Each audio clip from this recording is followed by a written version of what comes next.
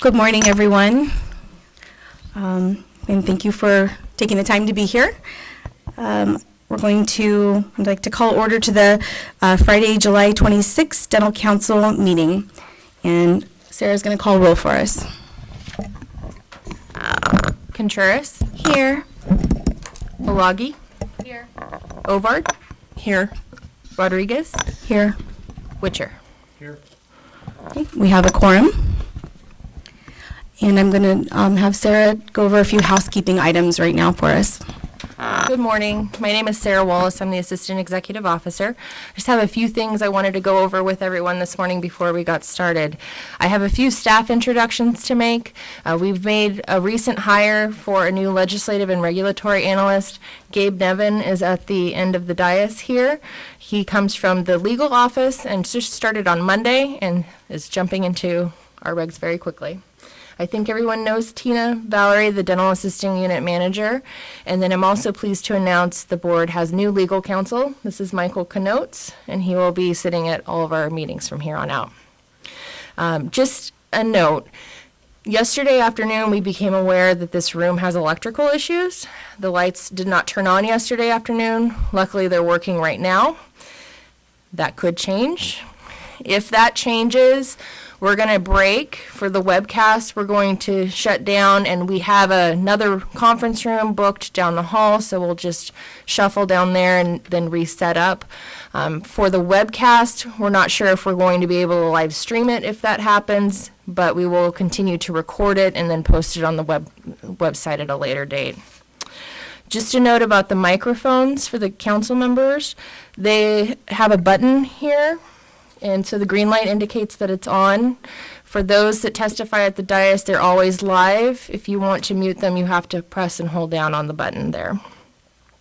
We have something new that we took a note out of a CDA meeting that we had attended, and we tried it at our May board meeting, and it seemed to work well. We have these name placards. It may be hard to reach, though. If a council member wants to comment, rather than having to hold their name up, they can put it up like that, and then we'll know who to call on next. Restrooms are across the hall, and then we also have additional restrooms down the hallway across the atrium. We're planning to break for lunch from 11:45 to 1. There are several eateries around the area, so that should give everybody enough time to come back. This meeting is going to be running a little bit different. I'm going to go into that when we get to agenda item 3. I know in the past when we've discussed regulations, it's been in more of a workshop setting, but the purpose of today's meeting is to be able to record the actions of the Dental Assisting Council in a formal meeting format so that board staff has clear direction on how to move forward. So I'll be covering that when we get to agenda item 3.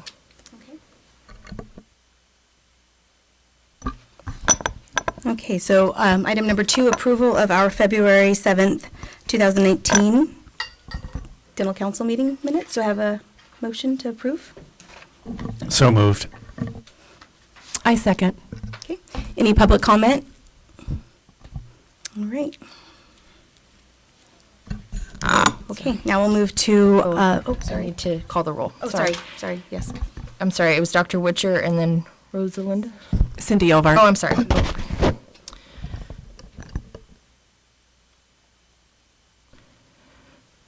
Sorry, I'm writing the motion. Contreras, I was absent, so I abstain. Olagi, Yes. Ovard, Yes. Rodriguez, Yes. Witcher, Yes. motion passes.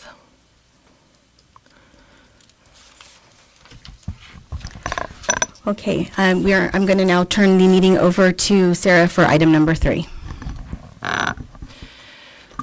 So I want to give a little bit of history of where we've been and where we're planning to go today. So I know we have several new dental assistant council members and board members. We began this journey in 2015 where we began having workshops where it was more of an open discussion format for the dental assisting council members and our stakeholders to work together to collaborate on development of new regulatory language. Back in 2008, 2009, there was a bill, AB 2637, that was passed that substantially changed the educational requirements and the scope of practice for dental assisting. At that time, that bill included the educational requirements for dental assisting programs or registered dental assisting programs, RDAEF programs, the orthodontic assistant permit, the dental sedation assistant permit, and the infection control, the 8-hour infection control course. So those requirements were listed in statute at the time with a repeal date. So the board had planned on doing 2 separate rulemakings to address the updates that needed to happen to the dental assisting regulations. So at first, we began with those that had the statutory requirements repealing, and those became effective in 2011. Next, we hadn't gone through the juncture of updating the requirements for the Pitt and Fisher sealants or the coronal polish or the application or examination requirements. And so given the issues that we've had with the new regulatory language that happened in 2011 and the necessity to update all the other regulations, we embarked on this comprehensive rulemaking journey. So in 2015, we began the workshops, and in March of 2018, we had our last workshop. From all of the information gathered at the workshops and information gathered from stakeholders, from comments that we've received, as well as issues that staff has encountered with the regulations or seeking clarification, board staff has compiled an initial first draft of the regulatory document. This is far from a final document. Board staff did not intentionally leave anything out, so if we missed anything, please let us know. We have tried to organize it in a fashion that is consistent with the 6 standards that we will need to meet for the OAL rulemaking process. Everything will need to have clear authority, reference. The regulations will need to be consistent and be clear. We need to avoid non-duplication, and we need to be sure to define the necessity for each of these provisions. So, board staff has assembled this rulemaking package. Again, it's not a final document. Today, we're running this in a formal meeting atmosphere where I'm hoping that we can go through each section. I would like to ask the council to provide staff feedback with comments that they would like to see, changes we need to make, any deletions we need to make. If we missed anything, please let us know. Staff will be recording all of this, and at the end, we would like to take a roll call vote for the dental assistant council members to confirm that staff is clear on what changes need to be made to each individual section. Are there any questions about that process? So since this is in more of a formal meeting format, once the motion is made, we will be able to take public comment. Stakeholders will be able to comment. But it's not an opportunity for the council to engage in discussion with stakeholders during that public comment period. Now, keep in mind, this is not a formal final document. This is just giving staff the feedback we need to be able to continue moving this forward. During the rulemaking process, stakeholders will also have the opportunity, once the formal language is approved, once the council makes its recommendation to the board and the board approves the language, it will begin the initiation of the rulemaking process. And in that process, as many of you are familiar with, we have to do the initial rulemaking documents. We have to have the initial statement of reasons, the notice of proposed changes, and the fiscal and economic impact statement. We then, after it's approved through the Department of Consumer Affairs and Agency, we then notice it with the Office of Administrative Law, and there is then a 45-day public comment period. It's a formal comment period where stakeholders are able to provide written comments, and then we also have a regulatory hearing. So this is not the first and it's not the last opportunity for stakeholders to provide comments. There will be many more opportunities. I have already received a couple of emails from stakeholders with comments and concerns regarding the language. Staff is going to take that back in addition to the information that the council votes on today, and then we'll present that as we move forward for the council's consideration. So if at any time a stakeholder has comments, please feel free to email it directly to myself or Tina or Gabe. and we will be happy to compile that into something for the council to look forward to at a future meeting. Now, today's meeting is expected to go until 4:30. I'm not sure that we're going to get through the entirety of this package. It's pretty lengthy. If that's the case, then the plan is to continue this discussion in the same format at the August meeting, although our time will be limited to probably an hour, hour and a half or so. If we do not get through all of it by that time, then we will schedule another meeting such as this to continue the discussion.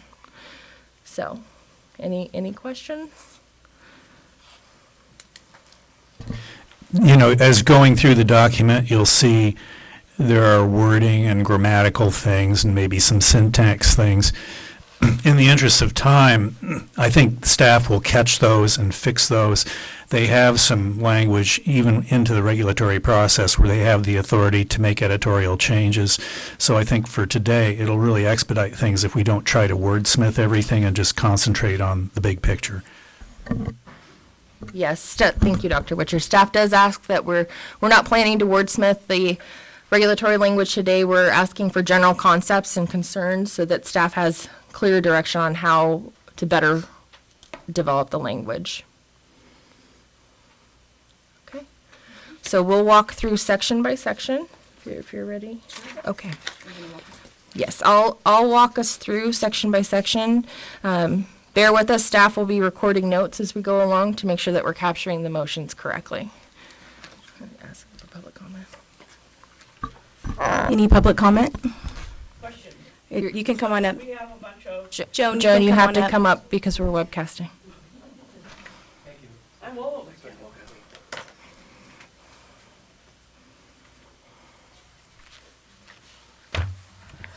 Good morning, everyone. Joan Greenfield, EF Association. So in other words, if we have a lot of things that were either left out or, because we've been working on this for a long time for the EF portion of it, then that's not going to happen today. We might not get to that section, but if you have them written down or you want to send us an email or a letter, then we would accept that. Okay. Because there were some stuff that was originally done that may, and there's a few things that I don't know where they were cut and pasted. They don't even belong in here at all.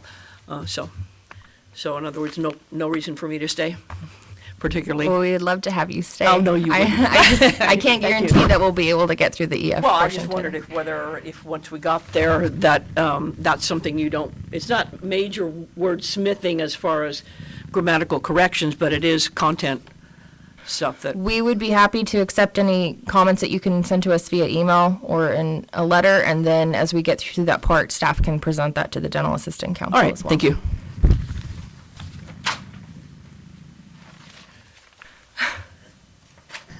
Edit that out.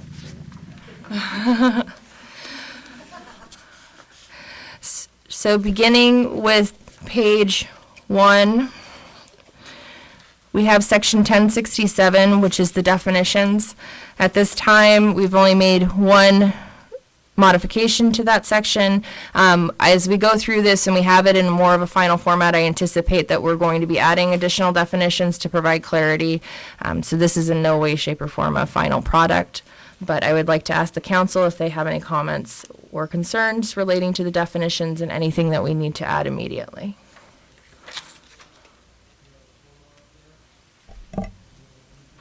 Should I?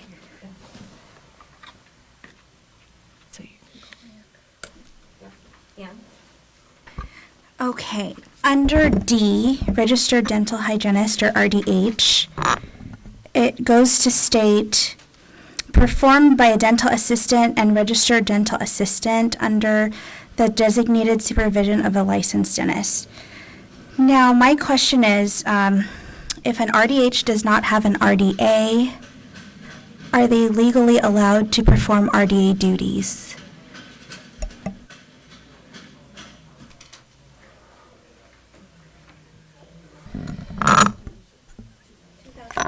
Yes, there is a provision in law that specifies what they're allowed to perform. I don't know that that's, 2006. yes, but Okay. I don't know that that's necessarily part of the regulations at this time, so that is in statute. And also, just to preface this, we've been working with the Dental Hygiene Board as well to identify which definitions we need to keep or provisions that we can delete. And Hygiene Board has advised us that there are certain provisions that we need to remain intact for right now because they're still going through their rulemaking process and they depend on ours. So at this point, I'm hesitant to change anything relating to the definitions for hygiene because I'm not sure what impact that would have on their board. Okay.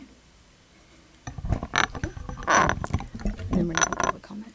Yeah. Are there any more comments from the council? Any more, yes, any more comments from the council? Any public comments? Yes.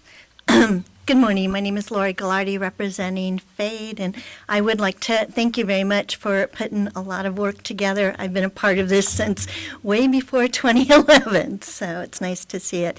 I did have one question in regards to definitions, and those are two acronyms that appear on the permitted duties, one being the acronym C, which stands for the assistant may perform the duty in the specified setting under the supervision of a dentist, RDH in alternative practice.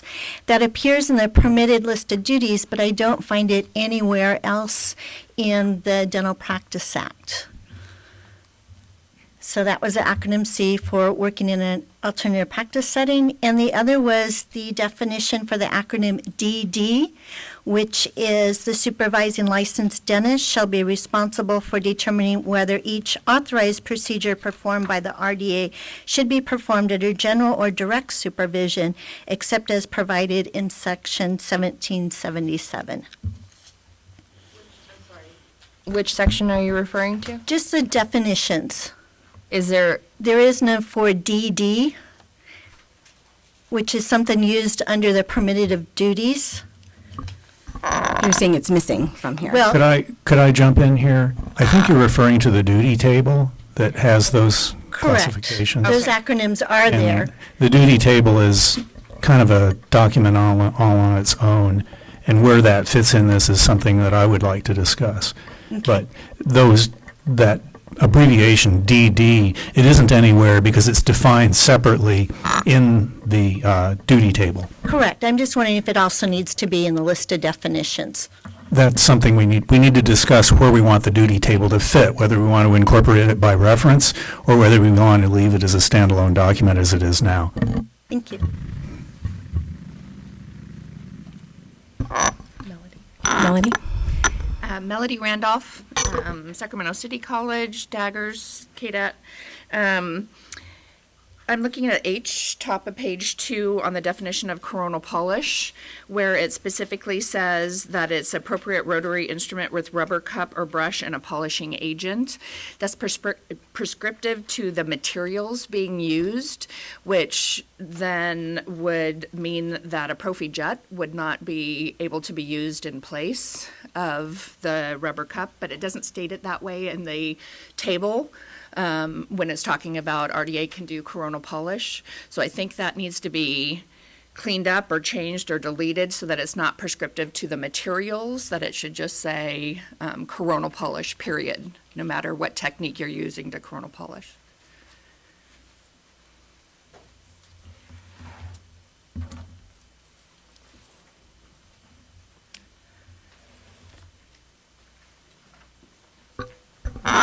Any other public comment on 1067?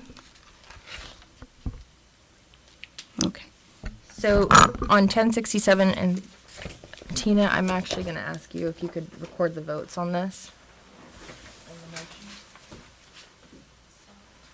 Just record the motion and then the note. So moving forward with 1067, it's still a work in process. Dr. Witcher would like us to review the allowable duty table, and we can double check to ensure there's consistency with the definitions in 1067. And if there's any additional public comment that they wish to, if stakeholders wish to provide us comments in writing, then staff can accept that to present to the council at a future meeting. Is that, I'll move that.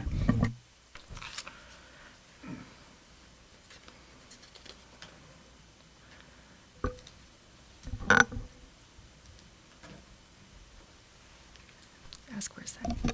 A second, Olagi.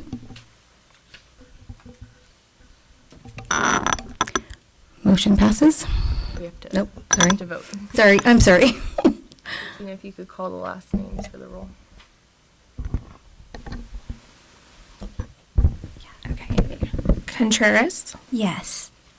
Olagi, Yes. Ovard, Yes. Peacock is absent. Rodriguez, Yes. Witcher, Yes. motion passes. Moving on to section 1069. I apologize, I didn't explain this earlier. For proposed regulatory language, existing language that's currently in regulatory law appears to be just normal text. It doesn't have strike through or underline. So if doesn't have any modifications to it, that's what is currently in law. What staff has proposed is underlined, and then what is proposed as deletion is strike through. So staff has recommended that we delete all of 1069. At this point, this provision is not supported by a statute. The statute that gave the authority and reference for this provision no longer exists. It's been gone, I think, 10 years or so. And so we're proposing to strike this from the regulations. Now, I know there may be concerns about processing times, and I can assure you that we've streamlined our processes and we don't have a processing timeline issue at this point. At the highest level of application processing, usually during the months of May and June, we're still within 4 to 6 weeks of being able to process an application. So board staff asks for the council support in deleting 1069. Any board comment on 1069, deleting 1069? Any public comment on deleting 1069? Okay. Do I have a motion? Or, yeah. Yeah. Okay. I second.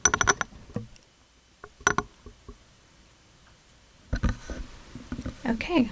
Contreras, Yes. Olagi, Yes. Ovard, Yes. Peacock is absent. Rodriguez, Yes. Witcher, Yes. motion passes. Moving on to the next section, 1070, pertaining to the general provisions governing all dental assistant educational programs and courses. Now, as you can see, this is all underlined in the first few pages. This was done intentionally so that it made it easier if we needed to make modifications. So all existing text has been struck through at the back portion of this section, and this is all new text.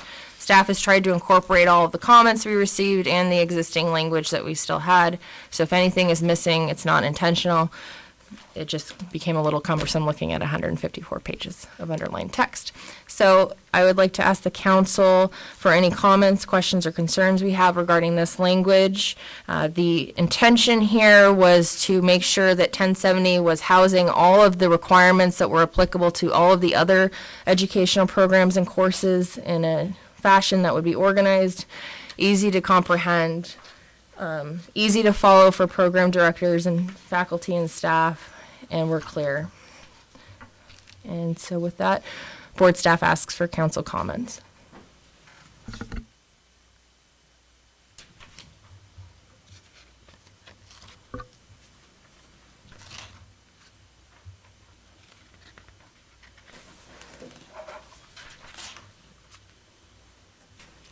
Jennifer.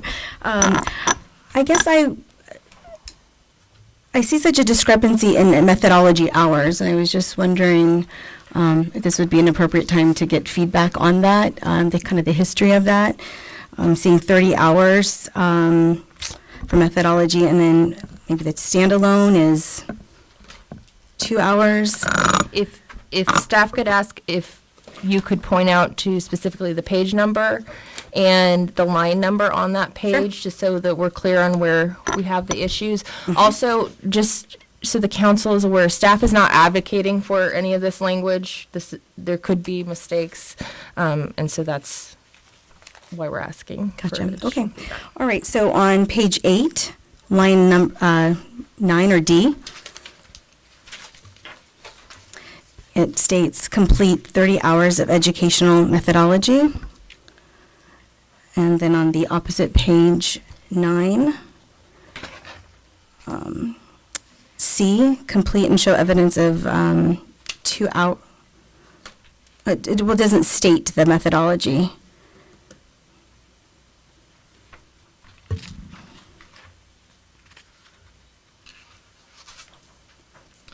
And so is the requirement the same, I guess, I don't know if it needs to specify that for the standalones it's the same. I believe in the past, and I know Dr. Witcher can answer this as well, we have not defined the course content for the educational methodology course. It's been a general provision. It's my Oh, understanding okay. that in the education field, there are several different education methodology courses that would comply with these requirements, that the 30-hour has been historically required for the RDA program, and the 2-hour has been historically required for the course director.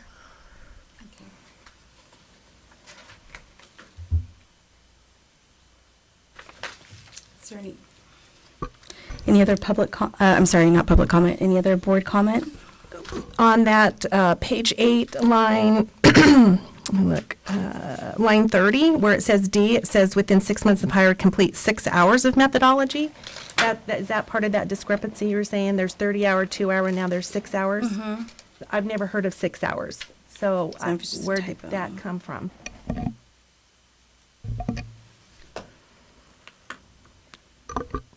Would the council like it deleted? I just didn't know where it came from. So was that a typo, or I don't?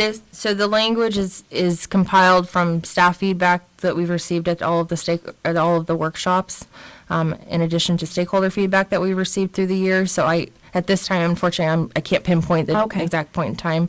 So if the council wants to have it removed, then staff can remove it from the proposed language. We have curriculum for the 2-hour, and we have curriculum for the 30-hour, but there would have to be new curriculum for a 6-hour. So I guess we need to have it stricken or just changed to either to comply to be consistent, right? Would the council want to see the requirement that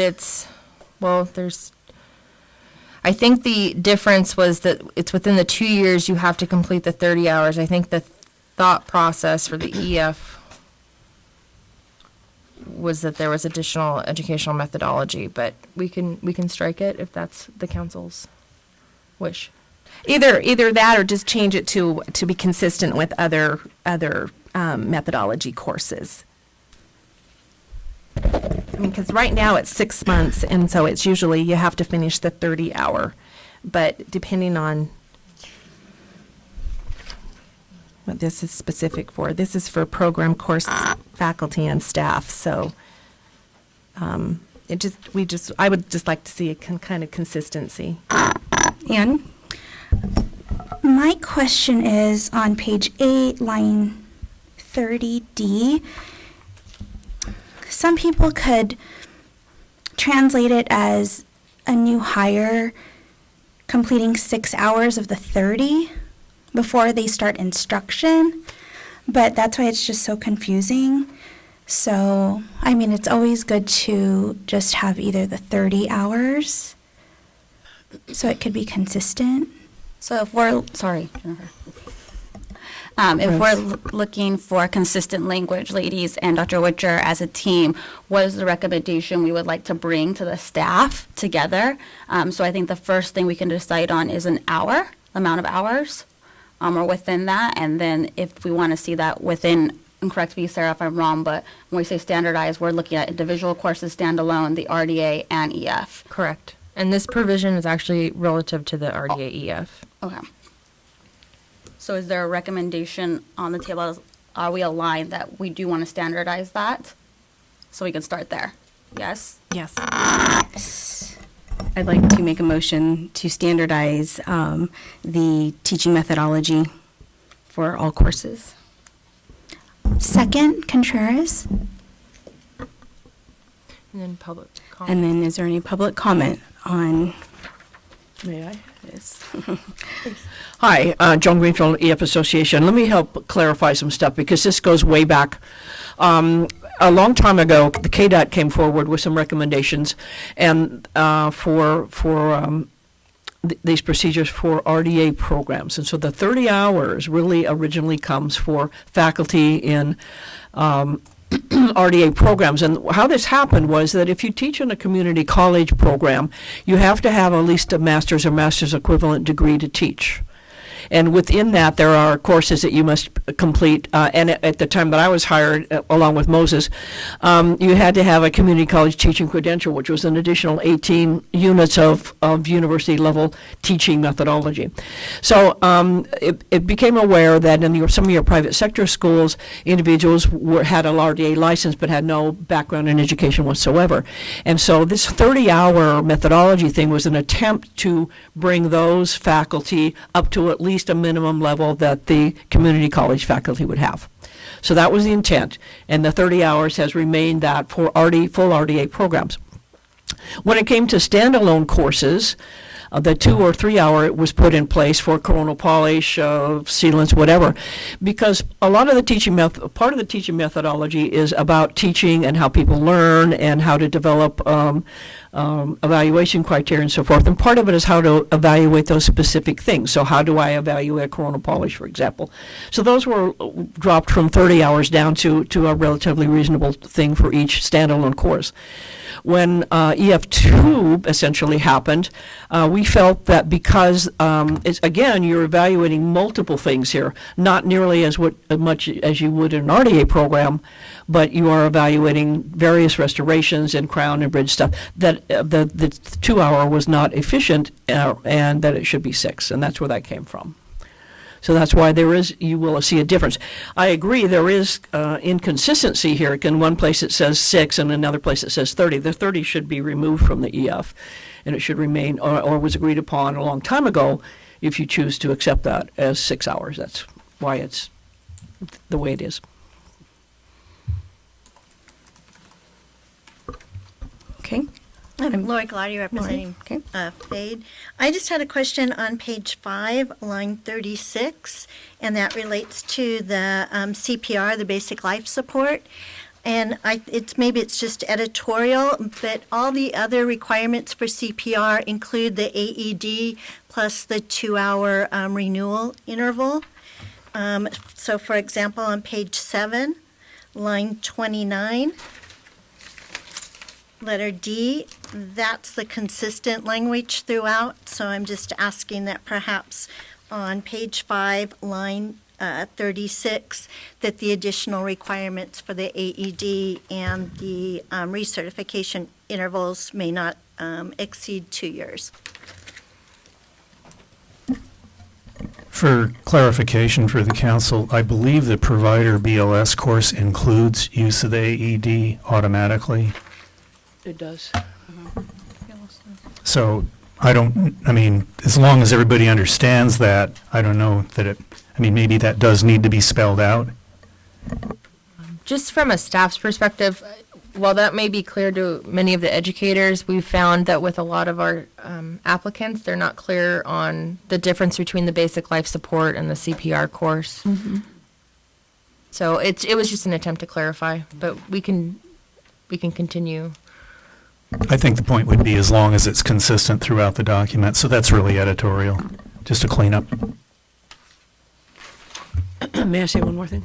Just for your clarification, on page 10, also on line 21, 22, you'll see the same thing, that would probably need to be removed if you choose to not have the 30 hours for dental. So you see it throughout in several places where it's incorrect. Thank you. Thank you.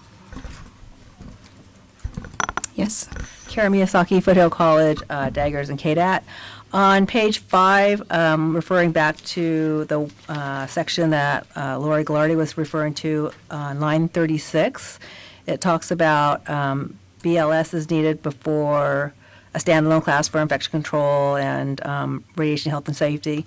But some of the colleges are applying for standalone courses within their program, and like if the students are working and starting with their infection control and just doing the hand washing and and the station's set up, or an X-ray, they're just working on Dexter's, would it really be necessary for them to have BLS before they actually start their program, their classes? Because our classes start, radiation, it's block scheduling, so it's held throughout all 3 quarters. So that might mean that the students might not be able to take their radiation safety until winter quarter. Then it would extend their program at least another quarter or at least a month more. So it makes it sound like we can't begin teaching it until they actually have their BLS. My students have their BLS before they start, but I'm just speaking for other programs that might get their BLS during the first couple of weeks of their program. If I could offer a comment. There is a provision elsewhere that says that BLS must be completed before the clinical component starts. I think that's a little more reasonable. I'd like to see some flexibility because these courses do get completed at different times. I think, certainly before the clinical or before graduation, either one is fine with me.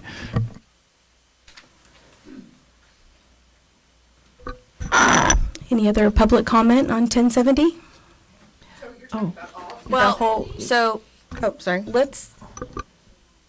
I think, sorry. That's what I wanted to go through. We got a little ahead of ourselves. I think what we're going to end up doing is doing one motion at the end. So if we could back out of that motion, if Dr. Witcher and Ms. Ovard are okay with that. Procedurally, if the maker of the motion would wish to withdraw, that would be how to handle that. Okay, let's see. So I just want to clarify. Who made the motion? I Tina? did. Okay, so if you would make a motion to withdraw. Okay, I make a motion to withdraw my previous motion of making our methodology hours consistent. Okay. Does a second? Oh, and I Agree. think that was me. Yes, I agree. Okay. So at this point, we'll go through each content area. So for staff's notes, what we've agreed on for the educational methodology is that we need to review the document and ensure consistency between all of the educational methodology hours. And then also to Dr. Witcher's comments about the basic life support language throughout the document needs to be reviewed to ensure consistency. Okay, so we're going to be, So what we'll do is we'll continue to have the council discuss comments for issues relating to 1070. We'll accept public comment for each of those in relation just to what the council's discussion is on each of those sections. We'll have a motion at the end that captures everything that staff is clear on what we need to do next. And then the public will have an opportunity to also comment on anything that we may not have discussed. But we will not be engaging in a back and forth at that point. So at that point, you're still welcome to email staff your recommendations as well. so I just want to clarify. We're going to go through, so we started with 1070. We're going to go section by section? Is that what you're saying now? We're still on 1070, so any additional council comments relating to 1070. Okay. Right, but So- For each section, like each highlighted, bolded section, that is that okay to go through each section like that?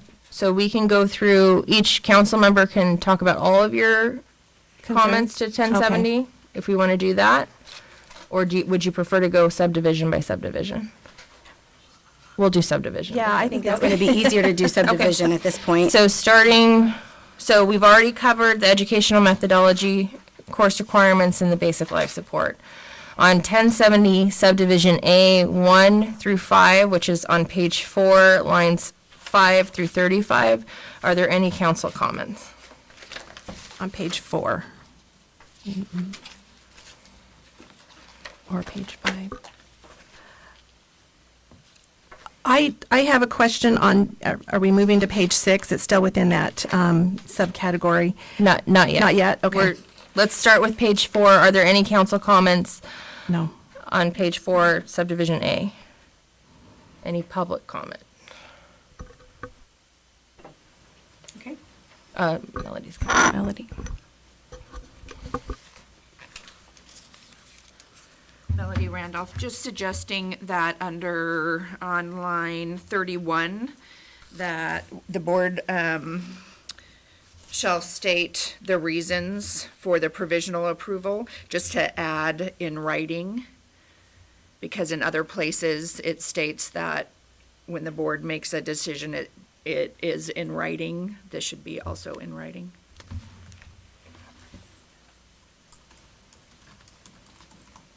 It says it in writing, the last line, doesn't it? Doesn't the last line say in writing within 90 days? By board in writing within 90 days after such action?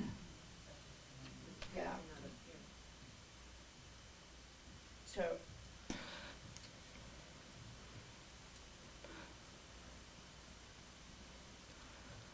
I think the last line is applicable to the denial of the program, so staff can, if the council wishes, make the provisional approval consistent in the language. So staff, if we could add that to the list of action items. All right, let's move on to subdivision B, line 37, on page 4 through page 6, line 27. Are there any council comments on subdivision B relating to requirements to obtain and maintain board approval?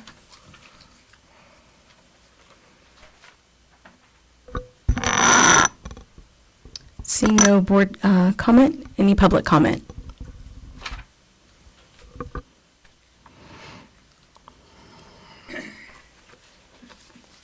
Melody Randolph. On page 6, line 18, where it talks about for the courses and programs providing to the dental board, in writing any changes to the course or program content, physical facilities, and then increased enrollment.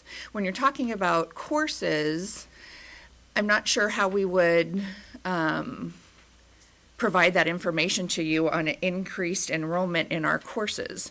If I were to offer X-ray certification 3 times during the year or 20 times during the year, that increased enrollment really doesn't apply to courses. It applies to the student to instructor ratio for programs. If the council agrees, then we can add that to the list for staff to research. My understanding of that is what's the total amount your course can hold? What's your census for that course?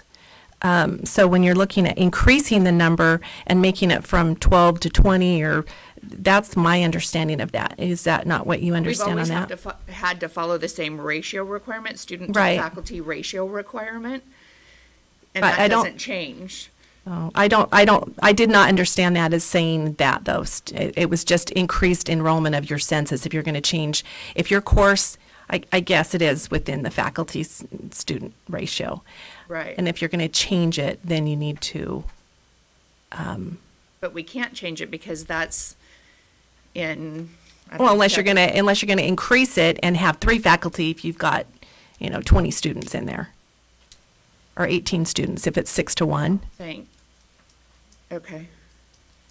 I don't think in the course application it stated. I Staff have to look at the course application. But Staff can take that back and research what's in the current application and provide better clarification for the council in future language. Perfect, thank you.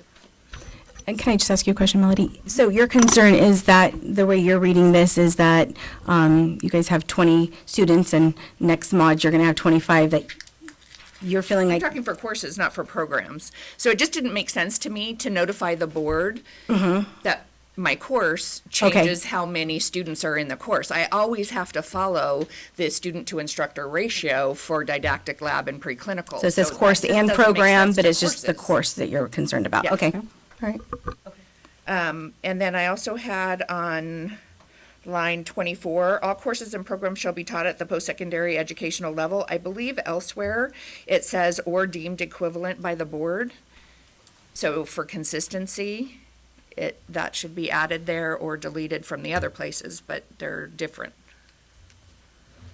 If the council agrees, board staff can add that to the list to research and ensure consistency. Yes, Sarah. I agree, Sarah Ovard. Yes.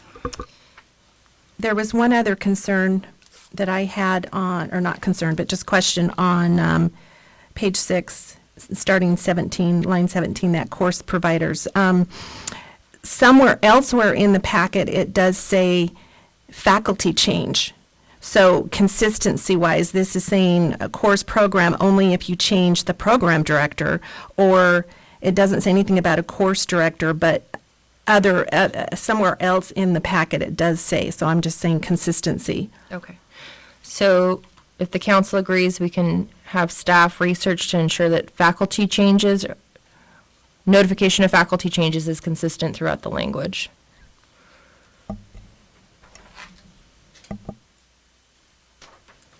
Gabe, just tell me if we're moving too fast. You're good? Okay. Are there any other council comments on subdivision B? Okay, so now you would ask for public comment on subdivision B that we haven't covered. Is there any public comment on subdivision B that the council did not discuss? Okay. Subdivision C, starting on page 6, line 28, through page 7, line 7. Are there any council comments? I had one on the page 7, line 2, where it says programs or courses who seek voluntary council approved have to approve within, or have to notify within 90 days. What recourse is there? Does this say anything about if they don't? Because we had some in the past that have all of a sudden closed and didn't let us know. And what is the recourse? Why nothing happens? Or does it? I don't know. I mean, for the board, it does not. Okay. Unfortunately, we've had that happen with programs. There are programs, as we all know, that close suddenly. This is just an attempt to try to enforce, provide a provision that they need to notify the staff. I believe further on in the language, though, we've tried to develop a provision that would allow for anybody who has completed components of a course to still be able to apply those requirements towards their licensure so that they're not essentially punished for their program closing before they're able to graduate. And when it says students completing the program shall be considered graduates, is that considered completing the whole program? Or how do we know? Because those records are usually held and we don't get those records. So the certification part of it too. So, and we can, staff, we can look into this closer. The students completing the program shall be considered graduate of an approved program during this time. And Tina, correct me if I'm wrong, but when we've had programs that have closed, that they've completed coursework within, we've had the ability to work with the Bureau for Private Post-Secondary, and in most cases, we're able to get transcripts and discern what they've been able to complete and apply that towards their licensure requirements. Right? Okay.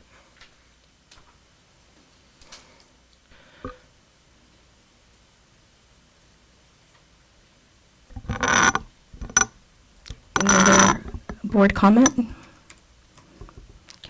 Okay. Public comment? Okay. Moving on to subdivision D, starting on page 7, line 9 through page 8, line 39. Are there any council member comments?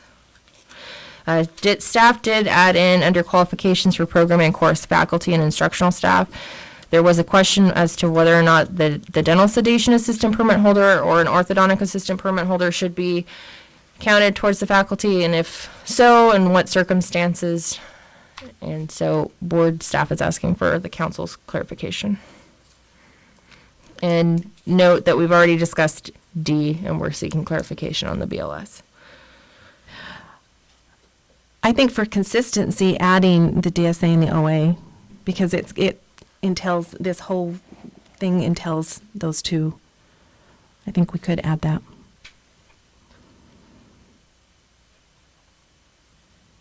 Yeah, if I could address that. They are licensed categories and their duties are somewhat unique. And I don't know, it doesn't make sense to me for an RDA that may not have those additional qualifications to be teaching the class. I think there is some language in here, kind of blanket language that says you can teach anything that's within your scope of practice. So this would be consistent with that.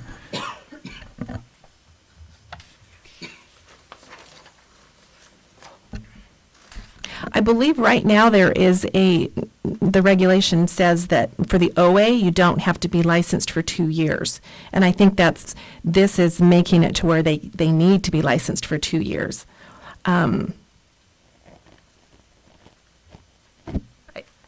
Before they teach, I should say. I think if I recall correctly, when we were doing the initial rulemaking, that was, the reason for that was because we hadn't had any licensed OAs or DSAs at the time. So now that we have had almost 10 years of licensed OAs, then we can evaluate whether or not to include that as a requirement. I would like to ask a question. Why, if we're kind of streamlining with things with CODA and with the ADA, why it has to be an active California license? If somebody is coming from out of state and they come from a CODA program, or they come from, and they have Pitt and Fisher and Corona Polish and all that from a CODA program, why does it necessarily have to say California 2 years? That's kind of held people back from being able to be employed just coming from out of state. They could take the test and they could become an RDA for California, but why does it have to be 2 years California license? So from staff's understanding, the CODA approvals are just for dental assisting programs, and while the components of the CODA accreditation are very similar to what the board requires for an RDA program, it's not entirely the same. There are additional California requirements that need to be met, and in order to be able to teach an RDA program, I think the standard across the board has been that you have to be licensed in that category in that state to do that. Therefore, a CODA approved school isn't necessarily an RDA program.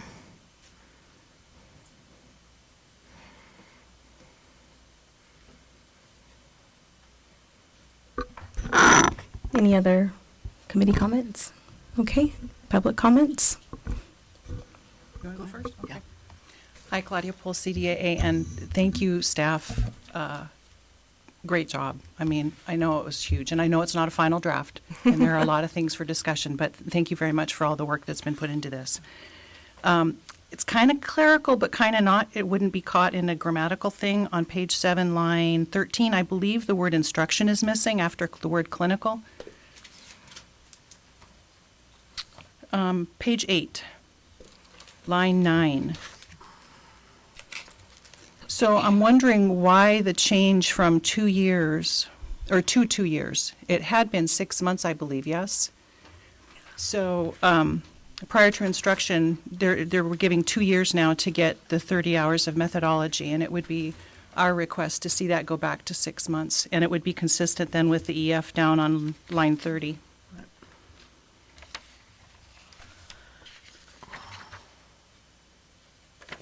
I had a question on that as well. I'm sorry, was it Cindy Ovard? Yes, Okay. I'm sorry. I'm doing it out of order. Thank you. Is that it? That for was- your- Okay. I'm sorry? That's your public comment? Yes, ma'am. Okay. So before we move on, if Cindy, would you and the other council members like staff to make the modification to the language? Yes, I would. Consistent, 2 years, I don't know where that comes from, but consistent with the other language. I'd like to hear how the programs feel about that. Doing it within 6 months, 30 hours, the cycle may not, the cycle by which those courses are available may not allow completion within 6 months. I think 2 years is a reasonable time frame. If they want to do it earlier, great. If the program wants to have some more stringent requirements, they can do that. But, to limit it to 6 months, I think is kind of confining. I think 2 years is a little more realistic. But I think 2 years is too long, because you want your faculty to know how to do it, know how to be, the curriculum. I've looked at the curriculum for that 30-hour, and it's very intense. 2 years is too long. 6 months is actually a good amount. It doesn't hold anybody back from teaching a course. Even the courses that are, the community college year courses or the module courses, it doesn't hold anybody back. They just have to complete that 30-hour. I mean, as long as they can do it, I'm fine. I just don't want to set up some sort of a restriction that's going to hamper the program. Have we had complaints that people haven't been able to? Not that I'm aware, but we can check with staff. We can research that further and bring it back. Yeah, can we research it, Sarah? Because if we change that and instructors are unable to complete it, how does that affect the students and class sizes, sufficient amount of dental assistants for our growing market? So I want to be, let's make sure we do our research. So the action item on that would be to research what an appropriate amount of time. Well, from my understanding is just them having that 30-hour, it doesn't hold them back, not having it doesn't hold them back from teaching. Is there somewhere where it says they cannot teach until they have it? I believe it It says prior to instruction, yeah. Prior to instruction. Well, I know some community colleges prior to hire, they require that as a to get hired, they have to have that prior to being hired to teach even. So, Has the language been prior to instruction before? I don't recall. I believe it has. Yeah. I believe it Huh? has. But prior to instruction, 6 months? Is that the current language? Yes.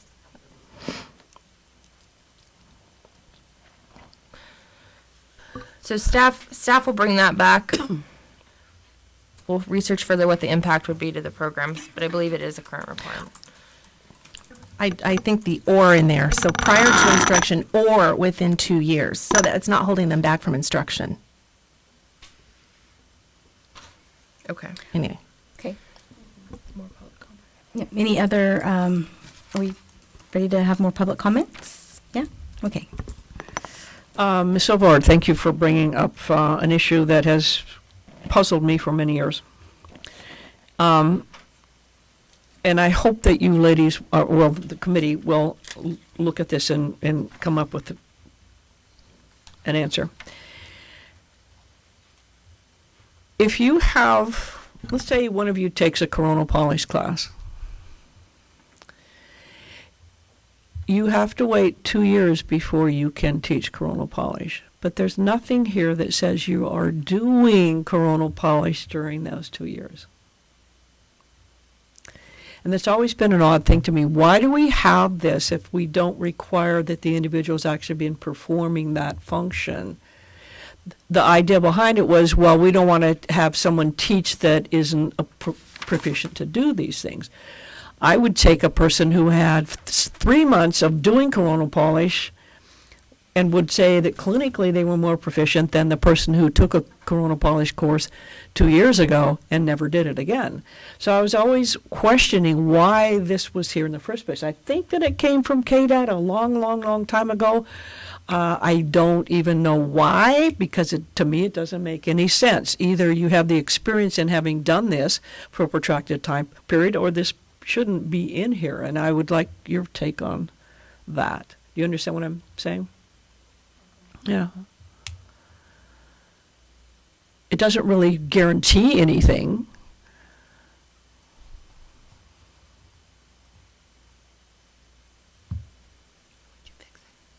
How would remove it? Any comment? To either remove it altogether, a 2-year requirement, or put 2 years validated experience in performing such function, which then gets more difficult to validate. Well, I think right now there is regulation that states they have to be in their specialty.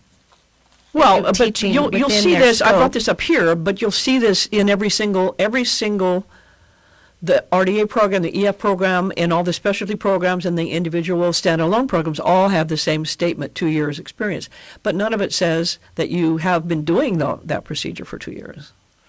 So why is it there? Well, not that particular procedure, well, but there is when it says that I'm trying to remember where it is, where it says that instruction should be within their specialty. Sure, but that doesn't mean that all persons can only teach within the confines or limits of their license or permit. That's right Okay, there. that's listed every single place. What I'm looking at here is why do we have 2 years? There is on page 8, line 26, where it says, provide preclinic and clinic instruction and shall demonstrate expertise in that subject area. Right, but that And what is they are not in teaching. together with any place else for all the other stuff. That's one way to deal with it, I suppose, is to put that in together. Well, But otherwise, it doesn't really mean anything.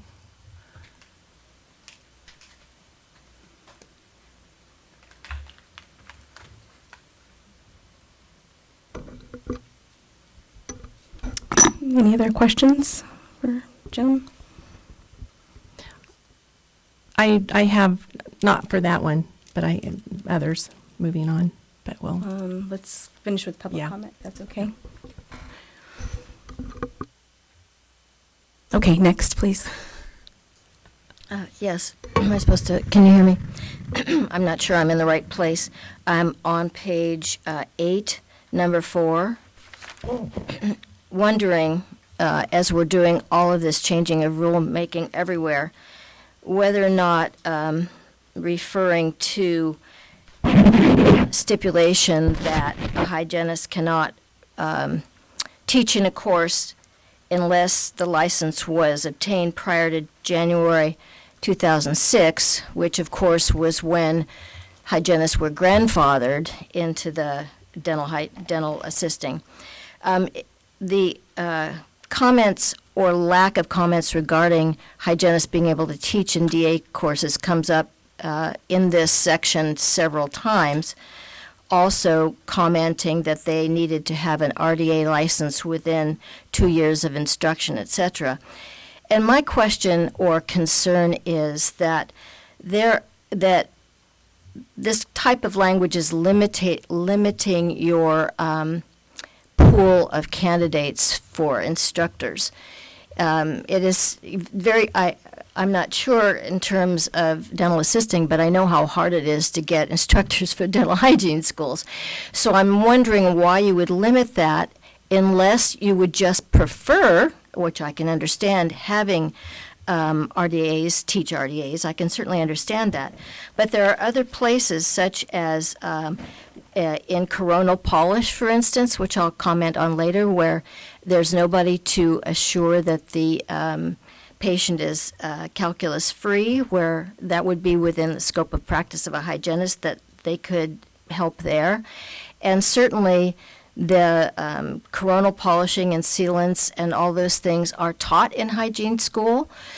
So it seems to me that in limiting or preventing hygienists from being employed by DA programs is limiting your pool and making things a little bit more complicated. Does anybody know if there's the history on that, or is there an explanation for that 2006? Staff would have to do the research, but I know it's dealing with the scope of practice. And so I think the thought process behind this was that we wouldn't have anybody teaching the course that wasn't licensed to perform the scope of practice. But if we have in the regulation somewhere else where it says hygiene can do everything that a dental assistant and a dental hygiene or a dental RDA can do, and then you have this in here, it's contradictory. Actually, this is what's in statute. Right, this is. But in previous, when we were looking at the previously, The definitions? The definitions, And the yeah. definitions, again, are outdated and were not updated when the changes in the scope of practice happen. So that's existing language, so those are things that we're going to need to go back through and fix. Keep in mind, as we're going through the regulations, statute always supersedes regulation.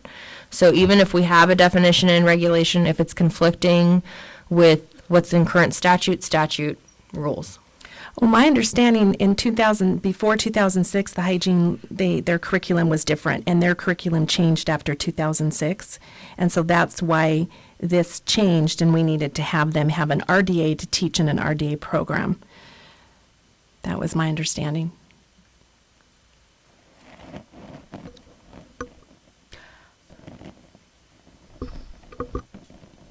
Wouldn't it be more important to have what is in the person's scope of practice?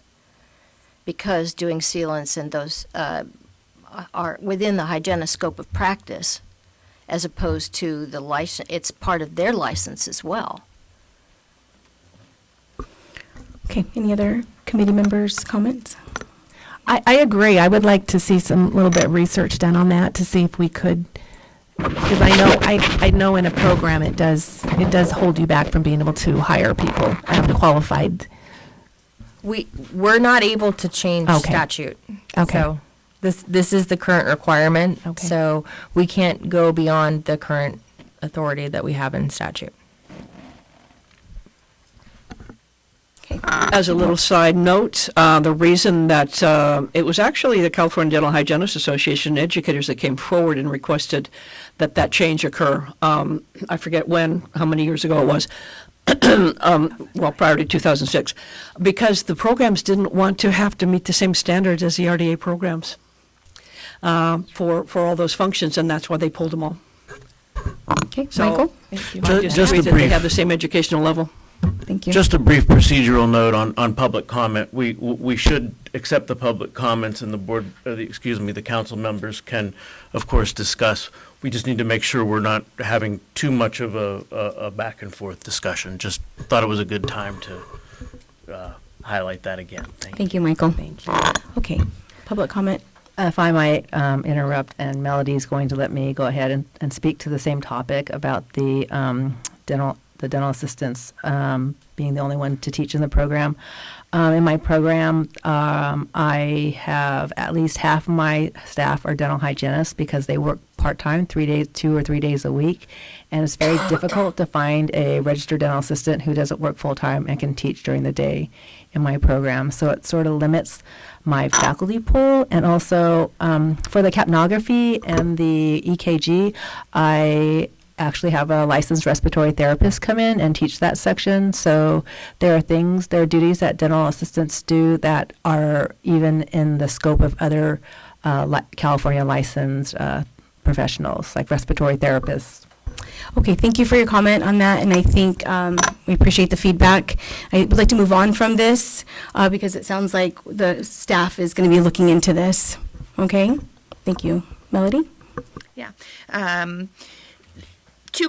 Let me address Dr. Witcher's question about the 6 months and the 2 years for the 30 hours teaching methodology. I too would like to second that the 6 months is sufficient and necessary, that we have faculty not teaching students for 2 years that don't know how to teach and haven't been taught how to teach. They need to know how to teach.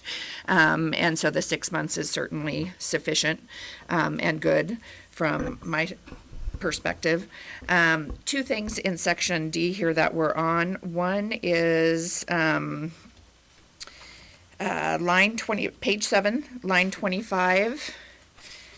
Complete and show evidence of completion of educational methodology courses equaling 2 hours immediately preceding any provision of course instruction. That wording there, immediately preceding, I read it as if you have to do it every time immediately preceding you teach every course. So like you'd have to do 2 hours before every course each year. And I don't believe that was the intent, and maybe I'm the only one that reads it that way, but that's how I read it. And then the other thing was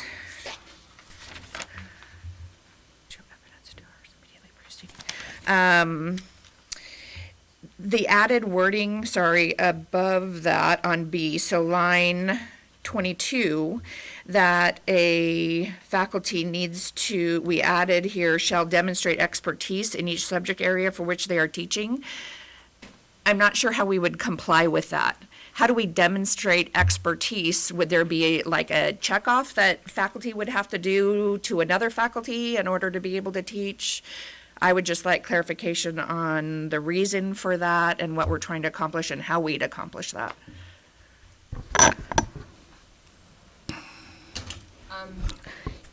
Just for the council, that's probably something that would come up in OAL, so I would recommend staff add that to the list to seek clarification.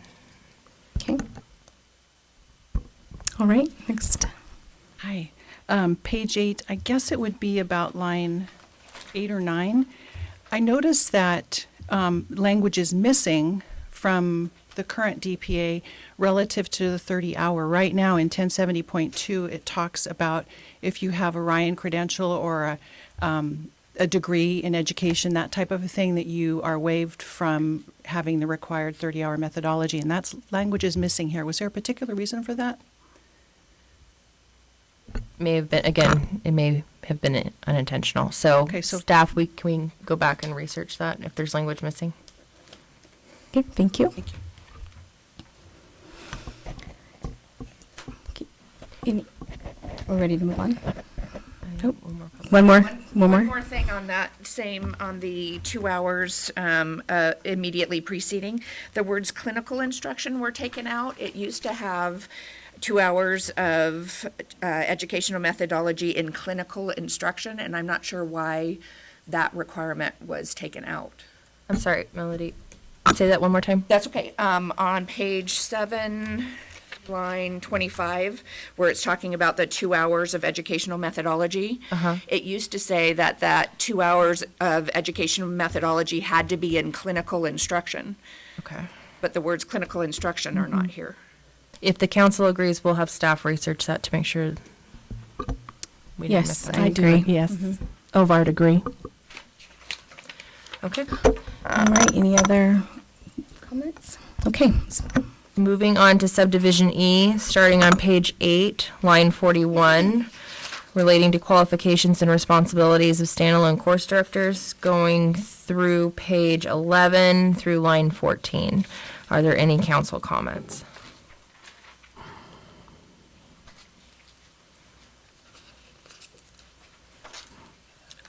I think it goes back to the same consistency that we just heard about on page 9, line 13, where it says 2 hours immediate preceding provision of any course should be clinical. So kind of look in there and just to have it be consistent.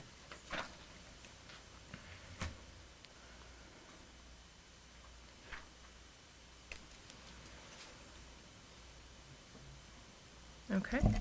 any other committee member? And also for the page 9, around 5 to 7, are we going to add the OA or DSA for the standalone courses as well for consistency? Yes. Okay, so staff will add that. And this is the page that needed to be consistent with the other one, page 9, line 33, where it says now, this one does say faculty, instructional faculty and staff. It needs to be within 10 days notifying, so just consistency again. Okay, moving on to public comments. I just wanted to make a mention about concerning page 11, line 12. I'm sorry. I made a mistake and we weren't on F yet. I went too far ahead. Subdivision E ends on page 9, line 39.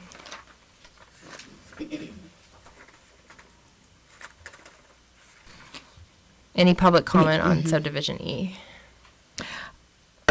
It is let's see, page 9, line 27, where it says the period to maintain records or outlines 5 years. Was that 7 or has it always been 5? I think, isn't law 7? I mean, like, you have to keep records in offices and in a dental office. Is it 7? So is this different, or do we need, does it matter? We if can it's- add, staff, if we could add that to the list.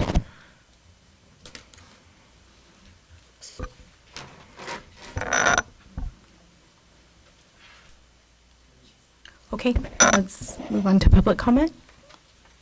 I think we're No? good on E. So subdivision F, sorry, I apologize, starting on page 9 with line 41 through page 11, ending with line 14. Are there any council comments? And we already have on page 10, line 21 through 22 to check for consistency. And also line 40 and 44 on page 10 for consistency as well. Informing the board of changes. Any other comments from our committee members? Okay, public comments? Concerning page 11, line 12, it's addressing the documentation pertaining to continuing education and professional development. And it says that the program director shall maintain their records. As a CODA-approved program, we just maintain the records of current licensure and certifications. I have 9 part-time faculty. It would be really difficult to collect all their continuing education and all their other information and scan it and keep it in a file.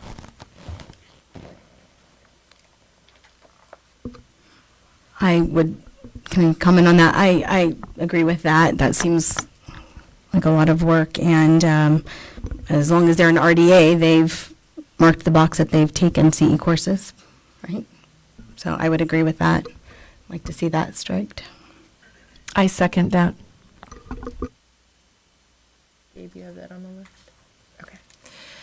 Okay. Moving on to subdivision G relating to facilities and equipment, starting on page 11, line 15 through page 12, line 8. Are there any council comments?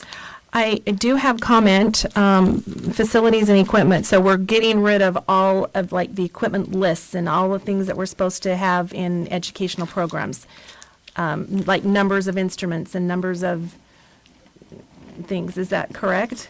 Well, I believe it's specific within each individual program or course requirement. These are just the general requirements that are still applicable to all of the sections, so they're only found in one section. Okay. Okay, any other comments from our committee? All right, public comments?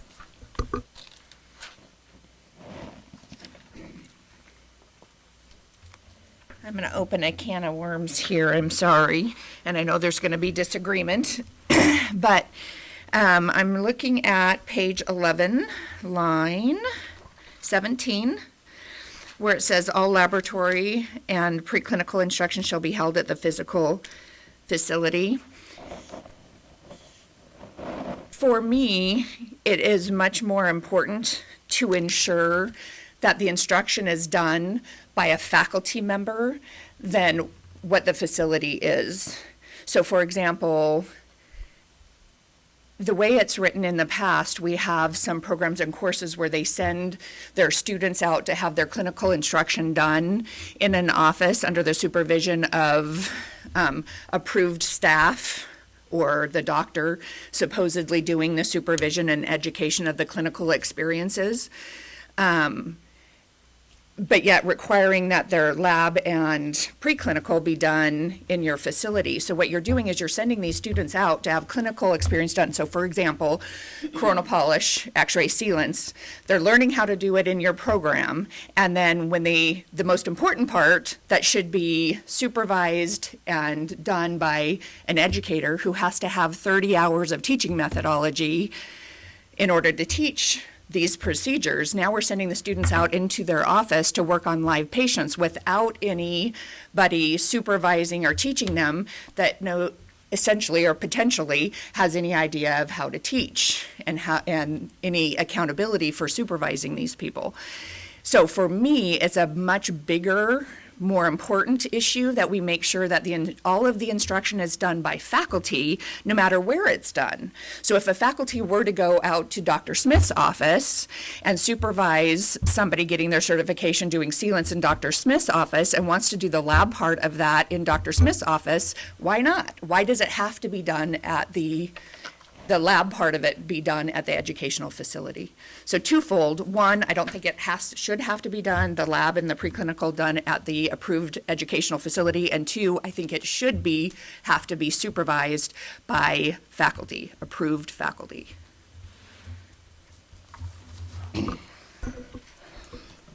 I would agree with that, and I like have more discussion on this. item. I do have a question on that when it says all lab and preclinic. If you have an educational program that does not have CAD/CAM, so you're sending your student out to be taught by a dentist or an RDA that has done CAD/CAM, does this include that? So it has to be on facility? You can't do that. I think, isn't there an exclusion for? Yeah, there's a subsequent Okay, just wanna revision make in the sure that RDA exclusion program is about there. that. yeah. Okay. You know, this was, I think, an attempt to strike a compromise. The supervision over clinical education is handled through extramural facility agreements. In other words, the program director is supposed to meet with whoever is doing the supervision in the extramural facility and go over what all the grading expectations and criteria are to orient them. Clearly, it's not the same, but I think as a practical matter, to offer clinical training and have it supervised by faculty, I mean, we've never done that before. That's going to be a whole new thing. I think the idea was to do as much instruction as possible within the program, limiting it to lab preclinical was a compromise. I mean, it's never going to be a perfect fit. It's just, that's the way it is now. It's been this way for a while. If anybody has had particular problems with it, that's something we could take up. But it kind of goes into a little broader issues, maybe beyond what we're trying to accomplish here.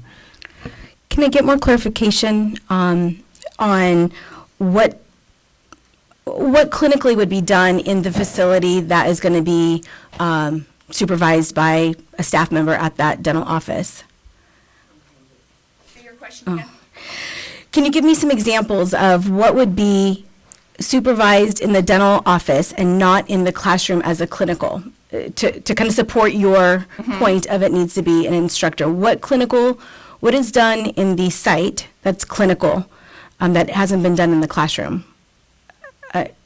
Well, for example, with my personal business, RDA for You, if I chose to go out to an office and teach the lab part of sealants or X-ray or whatever in the office instead of doing it in my approved facility, what's the difference? I mean, if I went to an office and I had 2 students in an office that I was teaching coronal polish to, why can't I put the Typodont on the operatory chair in Dr. Smith's office and teach them the lab part of coronal polish or X-ray or whatever in their office instead of in my approved facility?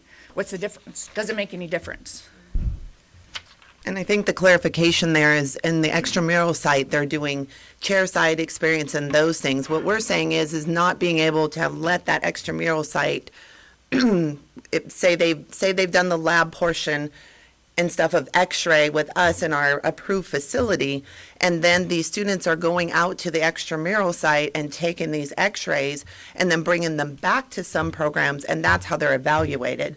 So I don't think that they should be evaluated by the extramural site. Does that make sense, to earn the certificate for that? As far as chairside duties and things like that, we have coordinated with the extramural site to coordinate what they need to do, what things they need to accomplish. But when you're talking about a certificate, an X-ray certificate, coronal polish, sealants with that, I think that should be faculty that is actually grading, if you will, or issuing that certificate rather than office staff. So this is really kind of 2 separate issues. Exactly. Okay, like Exactly. I kind of like to look at it separately. Okay.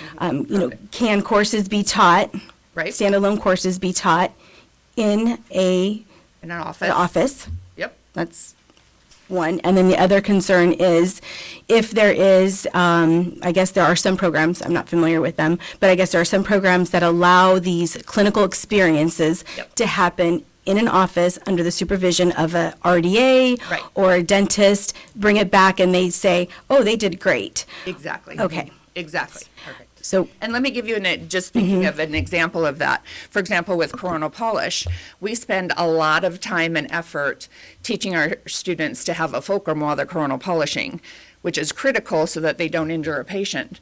But when they go out into an office, the RDA could be teaching them to go, they typically don't have a fulcrum. They have no teaching methodology in how to help the student work on a live patient. If I could add to that too, so for code-approved programs, we have to actually have the students do their clinical competencies in our facility by the instructors. And sometimes I think for educators, it appears and unfortunately, this is a terrible word to say, but a double standard that we have to have 30 hours of methodology, yet someone who is in this document called qualified staff can check them off for their clinicals. Don't they need to have education methodology too? Thank you. Thank you. Hello, I'm Susie Dalt. I think for having an extramural office, having those people in the office, whoever is going to, the lead assistant or the doctor, you sit with them and you have a meeting and going over the grading criteria, but they're not the limited end result of what the final grade is going to be. So the students are trained either in ortho, and they learn all the stuff with the hygienist and the hygienist in our group, and then they'll go to their facility, and they're going to have checkoffs they have to do on placing, sizing, orthodontic bands, debanding, or whatever. And those are observed and evaluated by the orthodontist. So then they come back to our facility, and then they will be examined by our orthodontist on a final. And the same thing happens in our coronal polish. They'll do all the training on the mannequins, and then we have them do it on each other. Then they'll go back to their office and they'll practice on a prescription from a doctor, either a hygienist or the doctor will evaluate so many practices they need to do. Then they come back to us and they will do an actual final exam with our supervising doctors or staff that's like hygienists. So I think being able to have an extramural office or a place, but not having that office actually give a final grade, I agree. I think it's the program director, the instructors, who's going to have the end result of whether or not they pass, because they're going to do all the grading. Thank you. That makes sense? Thank you. So I believe staff has this language on the list of things to look at. Okay. Just one brief comment. I think there is a provision by which a program can have more than one approved location. It's a little cumbersome, but I think it could be done. So that might be a way around offering the lab preclinical in other locations, is they just send a letter to the board, okay, we're going to use this facility, here's the facility description showing we meet all the requirements, send that back, it gets checked, then you can teach everything. Just one question. Since this is all under 1070,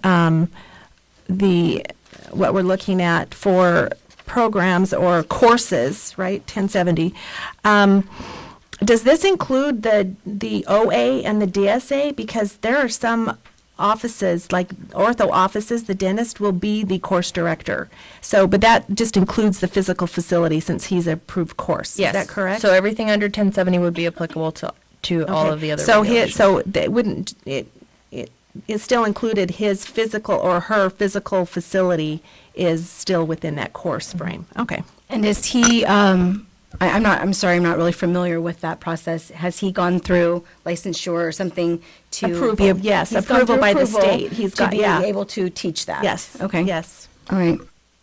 So on that note about the DSA, I just submitted an extramural form because we're expanding to LA. We have a oral surgeon there who'll be doing our clinical portion for the 20 patient cases for the dental sedation.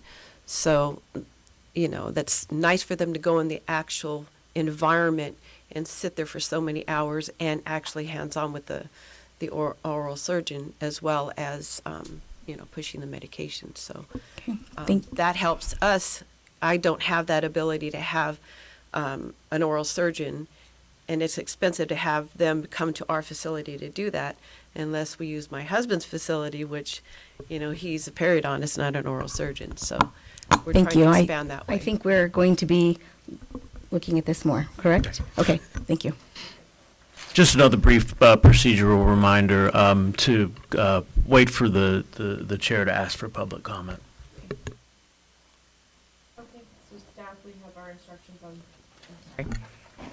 We're clear, we have on our list for facilities and equipment. Moving on to subdivision H, on page 12, line 10 through 25. Are there any council comments?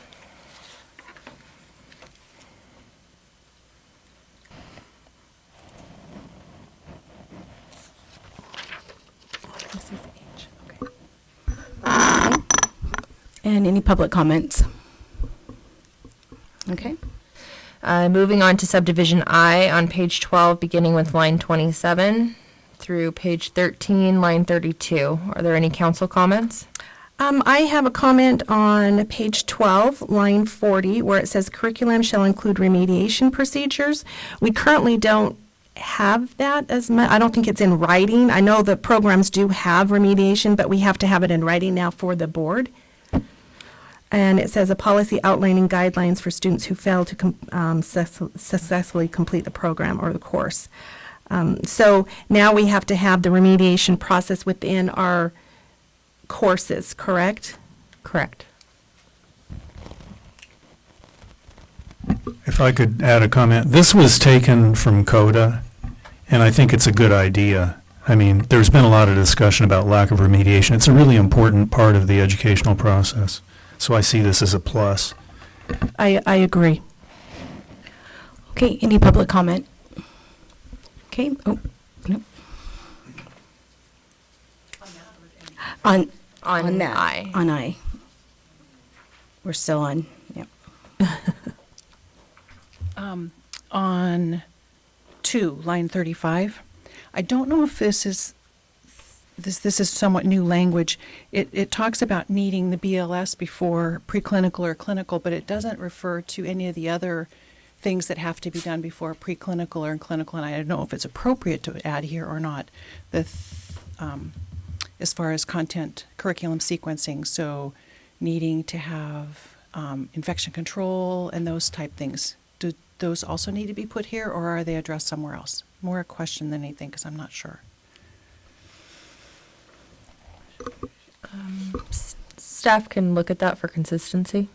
Okay. All right, no other public comment? Moving on, Sarah? Subdivision J for didactic instruction, beginning on page 13, line 34, through page 14, line 12. Any council comments? Okay, seeing no council comments, any public comments? No public comments? Okay, Sarah, moving on. Subdivision K, beginning on page 14, line 14, through page 15, line 12. Any council comments relating to clinical instruction?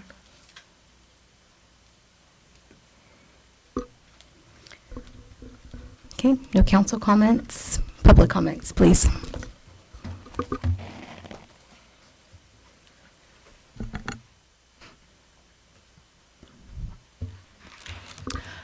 Page 14, starting on line 41, it discusses a health history being filled out and documentation maintained in all student records. And I'm concerned if students are allowed to are doing their clinical checkoffs in their extern offices, that are they going to be transporting a health history with them to deliver it to the program director for documentation? So that's my only concern about transportation, about confidential health information. And then the other one is on page 15, line 3. I really like this section right here. It allows some of the things that we discussed in the regulatory meetings. And it says on line 8, are exempt from laws prohibiting the unlicensed practice of dentistry. And I'm just wondering if it should be something where it makes it a little bit more restrictive, so that that the functions or duties that they do in the programs are limited to performing dental assisting and RDA functions. Because unlicensed practice of dentistry could mean putting an amalgam, filling, carving, composite.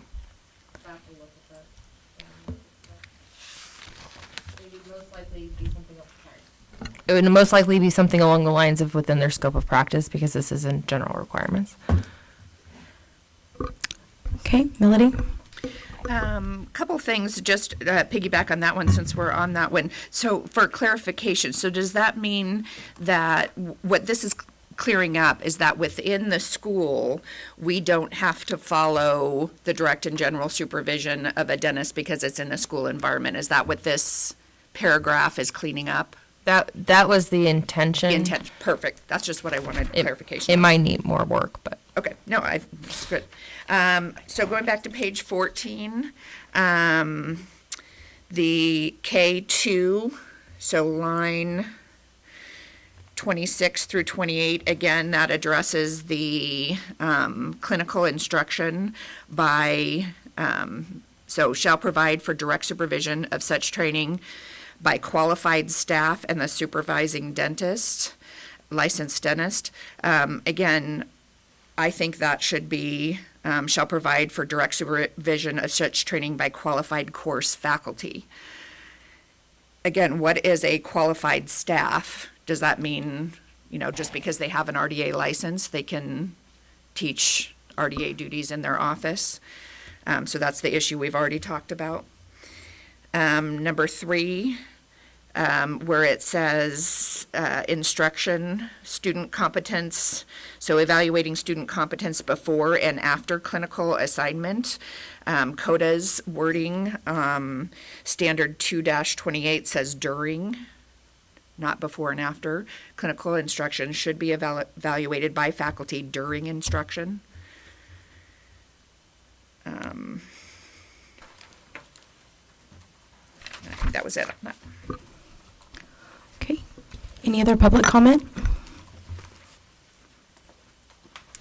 I have one comment. We went so fast I couldn't read it here.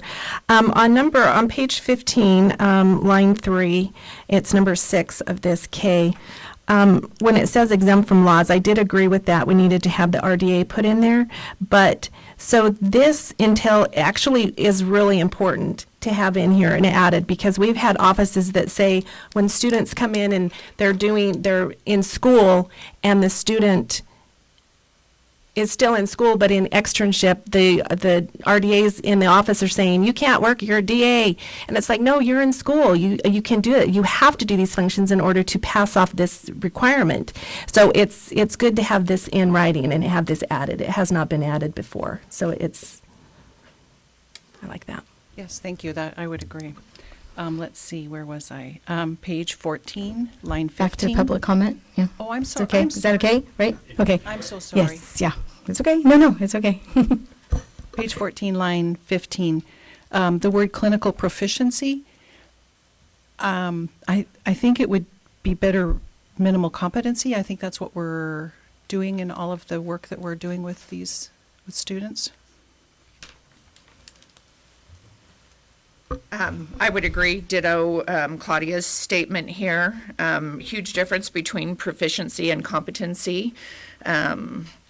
So we would love for all of our students to be proficient when they get out of their program, but they're not all to that level. One other thing on the bottom of page 14, number 5, to kind of piggyback on Kara's comment about the health history forms and stuff, and maybe just a clarification on how I'm reading this, but I'm reading this as if when a student then is on their externship and they are taking x-rays, for example, on their extern, does this mean then we would have to, for every patient they take an x-ray on their extern, have to get a separate health history form and get acknowledgement from the student and a statement signing that they realize that it's a student taking their x-rays, and bring all of that back to the program? That is hugely cumbersome. And offices are really going to fight that, because they take x-rays all day long on their externship, and to have that added documentation to bring back to the program is a burden. Staff can look into that.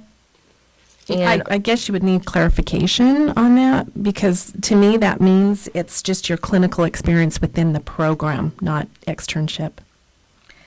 But they want it maintained in the record, so that means that the office has to give the educators a copy of it, and they've got to drive it back to their school. Staff will make, if we can do an action item to do a little bit more research on what the impact that provision would be to the programs. Also, going back to Claudia's comment about the word proficiency, if we could just make a blanket statement, staff will go through the document and review for the word proficiency and develop alternative language relating to minimum competence. Thank you. No more public comment? And moving on, Sarah. L, subdivision L, starting on page 15, line 14 through line 30. Are there any council comments? Yes. Page 15 on line 20. a completed copy or completed written examination rubrics and completed competency evaluations. We currently don't.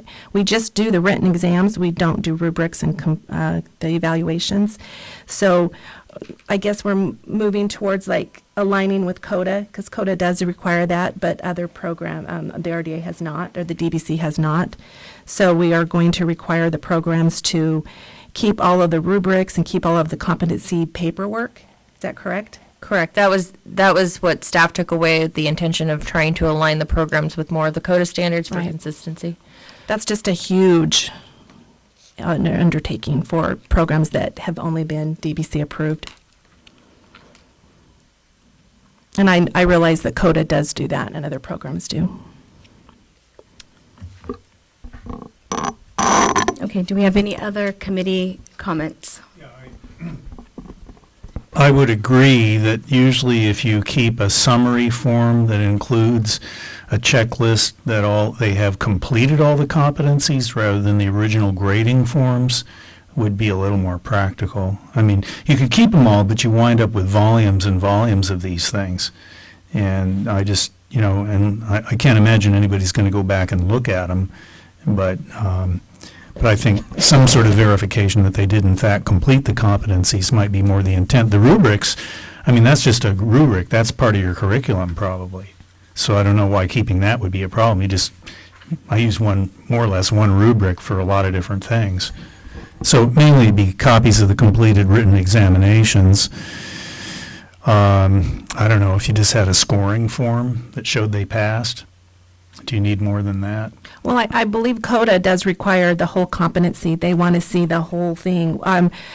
A lot of educational programs have skill books, and that's the evaluation. And I know they can be 200 pages, and each skill has 20 steps, and CODA wants to see that. So I believe that's what we're going to have to require all programs to do. Well, we're not talking about asking all the programs to get CODA approval. Right, but if we're Yeah. aligning, that's what completed competency evaluations means. Well, they have that option. I'm just saying we might not want to saddle them with that extra work if they don't want to do it unless the council feels it's particularly important to have that verification to make sure that the programs and courses are doing it. But if you have completed competency evaluations, that's what that means, unless you put an exemption on there. Okay, any other comments from the committee members on that? Not on, going forward. Oh, wait. On number 3 of that, line 23 on page 15, when it says, as evidence of faculty calibration meetings, faculty credentials, licensing certificates, does that include the department meetings? So is the calibration meeting meaning the department meeting? Does that make sense? There was one part where we were supposed to have quarterly department meetings for programs, and now I've noticed throughout this packet that it's usually says faculty calibration meetings. So does that take the place of the department meeting, or is that the same thing? I'm interpreting that as being something different. I would imagine calibration meeting is just that all faculty members are able to grade in a similar manner and with the same expectation. I don't know. I would have to look to some of the educators for clarification on that, but that's what I would take that as meaning. So I would think it would be something different. Because in previous regulation here in the packet, it says calibration meetings are annually. And so if we do those annually, is there any, and this part where it says record keeping, does it say anything about department meetings? Department meetings, are they quarterly? We keep records of, so if we need to add that into this part, the evidence here, if it's part of the program record keeping. Staff can add in department meetings. And how often are we supposed to have those? Or are they supposed to have those? Okay. Periodically, or 3 months, quarterly? I don't know. We'll develop, we'll research that and look into what the frequency should be. Okay. Okay, any other comments from our committee members? All right, public comment? As a CODA-approved program, and I believe this can be confirmed by other CODA programs that are here, we're required to submit sample written examinations, but we don't submit all of them, just samples without the key. We are required to do all rubrics and examples of competency evaluations. So we don't keep graded ones, we just keep records of that the students were evaluated for them. For department meetings, I think there's language in CODA about department meetings, but we do our faculty calibration during our department meetings. And then also line number 4, line 25, it talks about advisory board meetings, and I'm wondering if we could just, for the purpose of minimizing the amount of scanning we have to do, is if we had advisory board minutes and members attended instead of meeting sign-in sheets, because that could be included in the minutes. Thank you.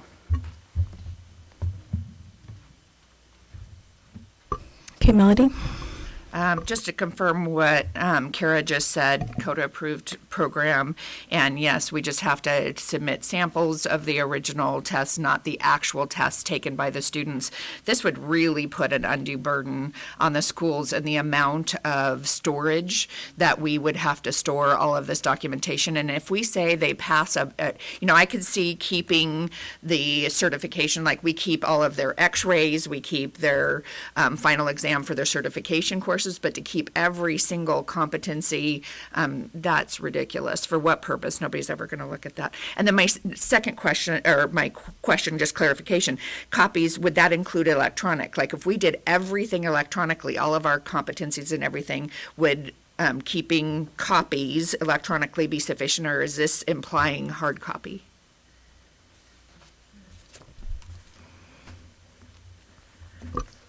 Okay. Any other public comment? All right, Sarah. Can we move on? Let me just make a note real fast. So if we could clarify, Gabe, if you could clarify electronic records versus hard copy. Yeah, I think we're going to need to specify that. That's an issue that keeps coming up. So moving on to subdivision M, certificate of completion is prescribed by the board, line 32 on page 15 through line 9 on page 16. Are there any council comments?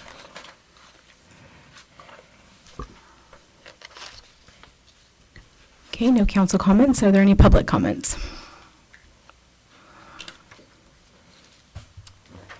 Page 15, line 41, it says all coursework for X-ray, infection control, and jurisprudence. I'm wondering if that could also include, in that language, coronal polishing and pit and fissure sealants.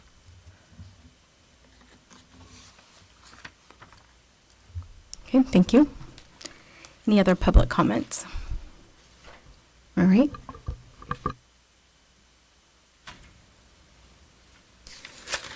Subdivision N, beginning on page 16, line 11 through line 37. Appeal process for a denied application for approval. Are there any council comments? Any public comments? It just seems strange to me that it was in this location. It seemed like it would be more logical if I were looking for approval and denial things, that this should be moved to 1070C, to page 6, where it's talking about the provisional and so forth. I wouldn't look for this information in this location. Okay, thank you. We can take a look at that. And I'm sorry, I didn't stand up quick enough. Can I go back to just one comment on M? Let's see.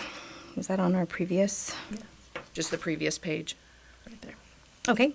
Bottom of the page where it says dental assisting jurisprudence. That comes in a couple of times in this document. It's meant to be the Dental Practice Act. Okay. Yeah. Is that going to be changed? It's or- the Dental Practice Act. Staff has bounced around the idea of, and I know this has been through several discussions about specifying a Dental Practice Act course that's more relative to dental assisting and the scope of practice of dental assisting. That's going to require statutory change. It's not something that staff has brought to the council or the board yet. So I think we got a little bit ahead of ourselves. So right now, that means Dental Practice Act in general terms for the CE course, with staff has a wish list per se of things that we can maybe work on in the future. And just to make a comment that I think the overall Dental Practice Act, keeping it the way it is wonderful. I think dental assistants should be aware of the entire Dental Practice Act, not just what pertains to dental assistants. Right, and I think the intention with that was for initial licensure, making sure that they were clear, and that came in with a lot of the discussions with coronal polish and the Pitt and Fisher sealants and when they could apply those and prior to licensure, and making sure that they were very clear on that before they became licensed. And then they would continue to have the Dental Practice Act course as part of their continuing education. So haven't worked out all the details on that one yet. Okay, any other public comment? Okay. Okay, so that brings us to the end of that entire section. So if we can have a motion, Gabe, would you be able to give us in general terms what we need to do with that section, according to your notes? With section M? With section 1070, so everything we've just discussed. Right now, everything? Well, we have our notes. Does the council feel comfortable making a motion that we accept everything we added to staff's list? Okay, thanks, Gabe. Sorry, it's only day 5. So did we have an official motion? So, yeah, if we could have I'll move it. Second, Contreras. any public comment. Any public comment?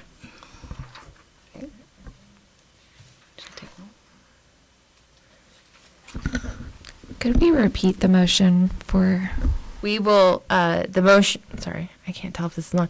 The motion would be to accept all of the comments that were added to the staff's list of things to follow up on per the discussion we just had relating to section 1070.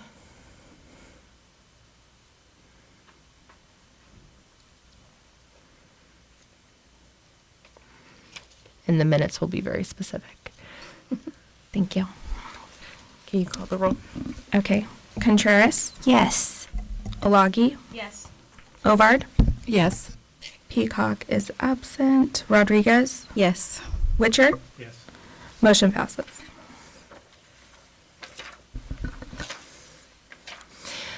Okay, moving on to the next subdivision, or next section, I apologize. That is 1070.1, relating to educational program and course definitions and instructor ratios. Are there any council comments on page 20, line 25 through page 21, line 17? Ovard, I have a comment on page 21. It's section, that D, starting with line 1. So we are completely moving away from 14 to 12, correct? In lab instruction. That was the notes that we had. Okay, so that will be put together, okay. And then simulated clinic instruction, I've seen that throughout the whole thing, so it's either simulated or clinic instruction, so that's just something we've added to. I think simulated clinical instruction is only used once in the language. Oh, it's throughout the Is whole, it? yeah, it's Okay. throughout the whole thing. When we get into So the this other is programs. existing language. The only change to that was adding the spelling of "to" for that definition. Okay. My question for clinical simulation space on line 12, it's the F, it's that whole paragraph at the bottom. It says, one simulation space for 2 students at any one time. And we always say 6 students to an operatory, so it's just 2 for simulated, but it's going to be 6 for preclinic and 12 for lab. I guess maybe I'm reading it different. So 1 simulation space for each 2 students for the simulated clinical instruction. 1 instructor for every 6 students for the preclinical instruction. And 1 instructor for every 12 students for laboratory instruction. Yes. So I'm sorry, maybe I'm not understanding. I'm just reading kind of through, trying to, this is a little bit different on going, just the numbers, just trying to put the numbers together. Well, the way I look at that maybe is that simulated is, we're just or educators are just starting that training, so it should be a smaller group. And then I'm not sure if that's how the numbers came up, but that makes sense to me. Because, right, you would start with simulated clinical instruction. So they would need a lot more supervision to make sure they're having the right understanding of the procedure they're doing. I That's guess, how I'm yeah, I that's guess how I'm reading it. I think it's just the way that it's put in order, because clinic is number A, and then lab and preclinic and simulated they're all, so I think if we need to kind of reorder that, it would probably make a little bit more sense. So typically with OAL, they like to see the definitions in alphabetical order. That's why it's listed that way. Okay. And keep in mind, the majority of this is existing language. The only thing that's been changed is the laboratory instruction ratio. Okay, any other council comments? Public comments, please? I'm not sure who is first. Lori Glardy from FADE. Mine has to do with page 20, line item 40, with the extramural dental facility, which actually means two different things. And CODA has dealt with this also. You have one meaning, which is like an extended campus laboratory clinical facility where they're still within the program and they may have to go outside that program to get whatever preclinical laboratory experience needed. Then you have the other definition once they've completed all those competencies and now they're at their clinical externship site. And that's after they've finished all the other things. So it's kind of totally two different things, but it's kind of all meshed into one definition. And then further down the line, you'll have the clinical instruction that is actually at the clinical externship site and different roles with that. So what I'm asking is perhaps under C, you could have an A and a B. A would be defining the extended campus laboratory clinical facility that's going outside the bounds prior to them completing competencies or doing competencies or whatever. And then C, the actual clinical externship, which is where they've met all their competencies and now they're fulfilling the other part of the program, which is the 265 hours of clinical externship with the supportive procedures that they'll be providing.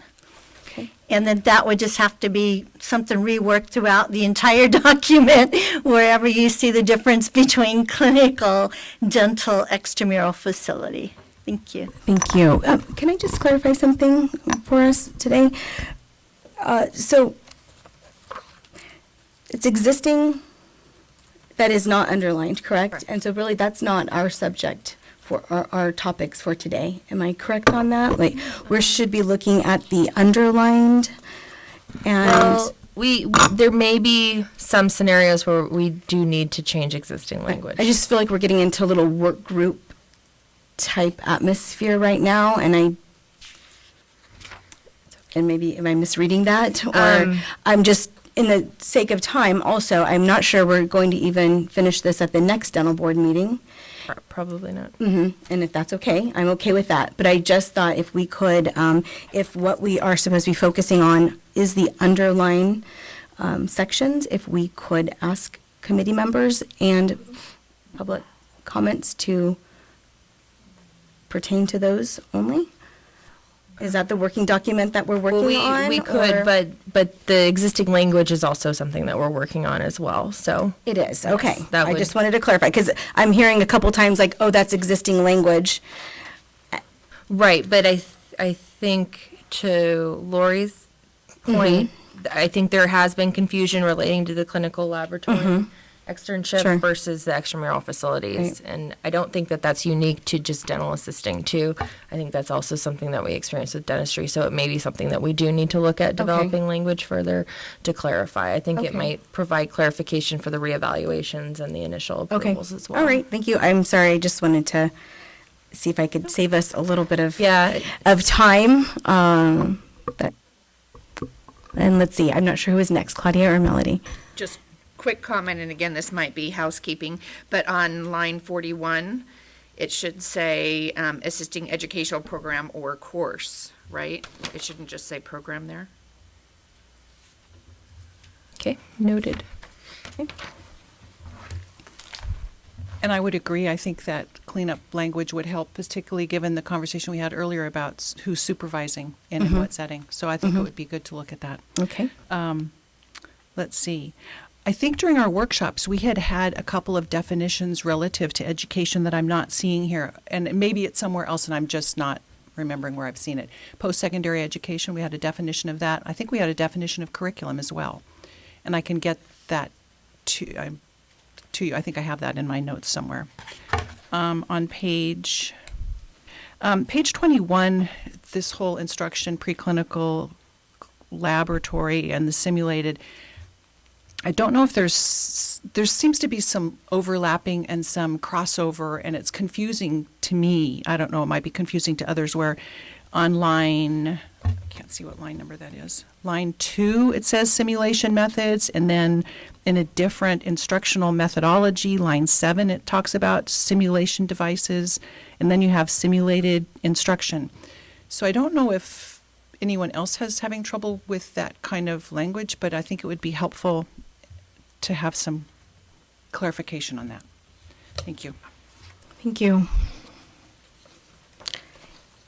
Any other public comments? All right, Sarah?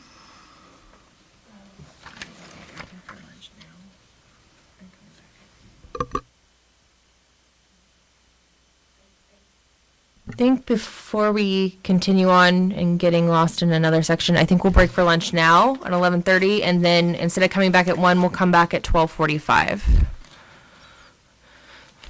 Okay, thank you. Thank you.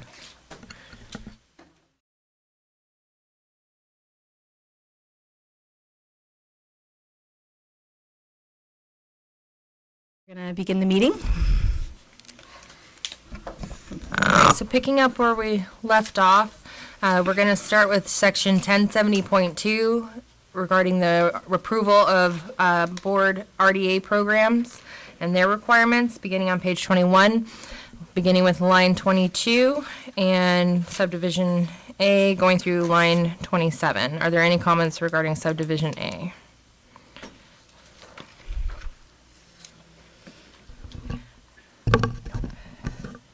Okay. Public comment regarding. Yep. Any public comments? Okay.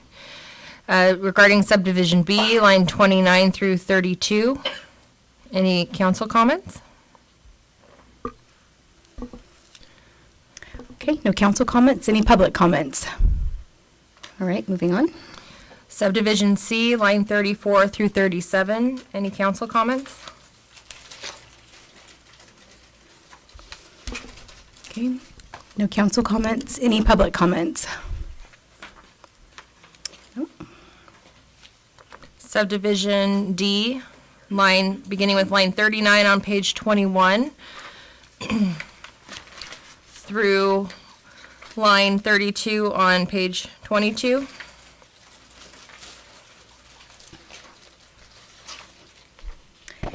Any council comments? Okay, public comments? All right, Sarah? I apologize, the subdivisions were renumbered, so we have a duplicate subdivision D for program directors of registered dental assisting programs. So we'll begin on that subdivision, page 22, line 34 through line 16 on page 23. Any council comments?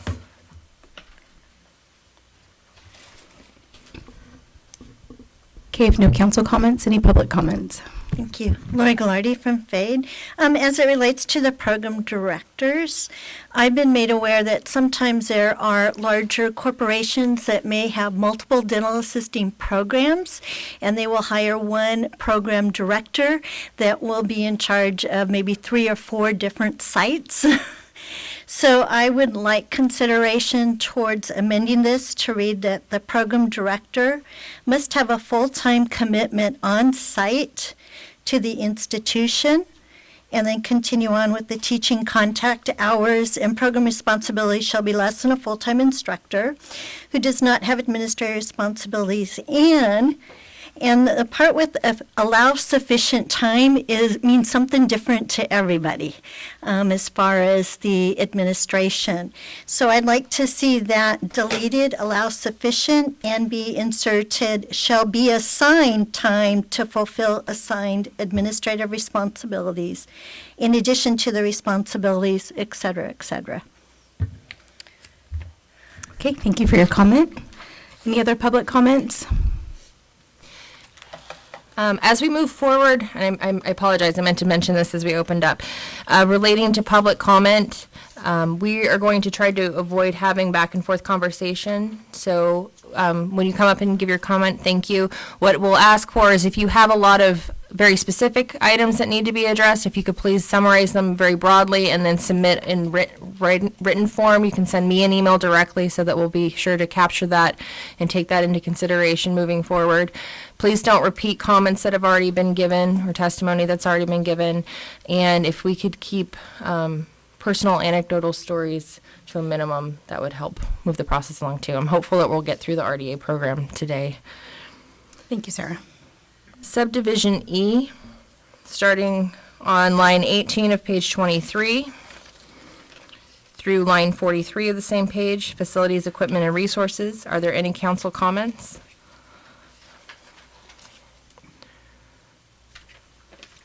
I have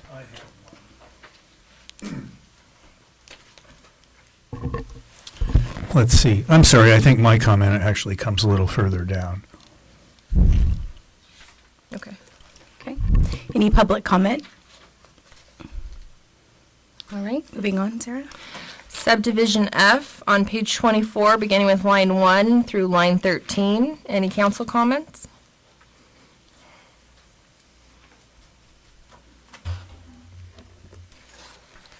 Okay, no council comments. Public comments. On number 1, referring to the hours, so the 800 hours minimum, at least 275 hours for didactic instruction, and at least 260 for lab or preclinical, and the rest clinical. There's an issue here with not specifying the required amount of hours for externship, because this reads you could actually have 495 hours of didactic and 300 hours of laboratory and 5 hours of externship. I mean, there needs to be some kind of guidelines or parameters around how many hours an externship should be. There's just way too much flexibility in there. And then number 2, the no more than 20 hours of didactic and laboratory instruction devoted to clerical, administrative, so forth. If you look at what has to be in practice management, what's prescribed as the topics that have to be covered in practice management, there's no way all of that can be covered in 20 hours. That hour restriction needs to be increased. Okay, thank you for your comment.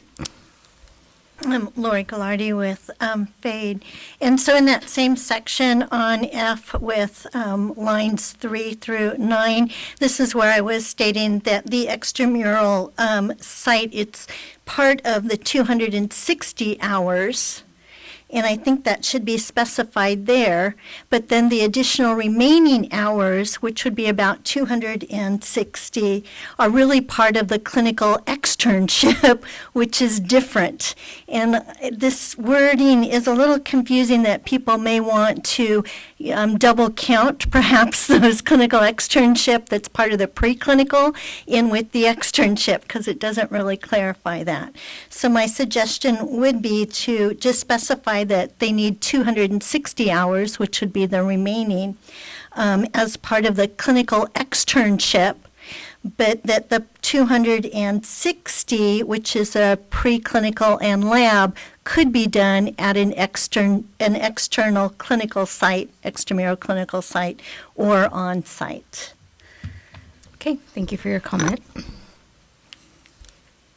Moving on to subdivision G, program curriculum general guidelines, beginning on page 24, line 15, through page 25, line 6. Any council comments?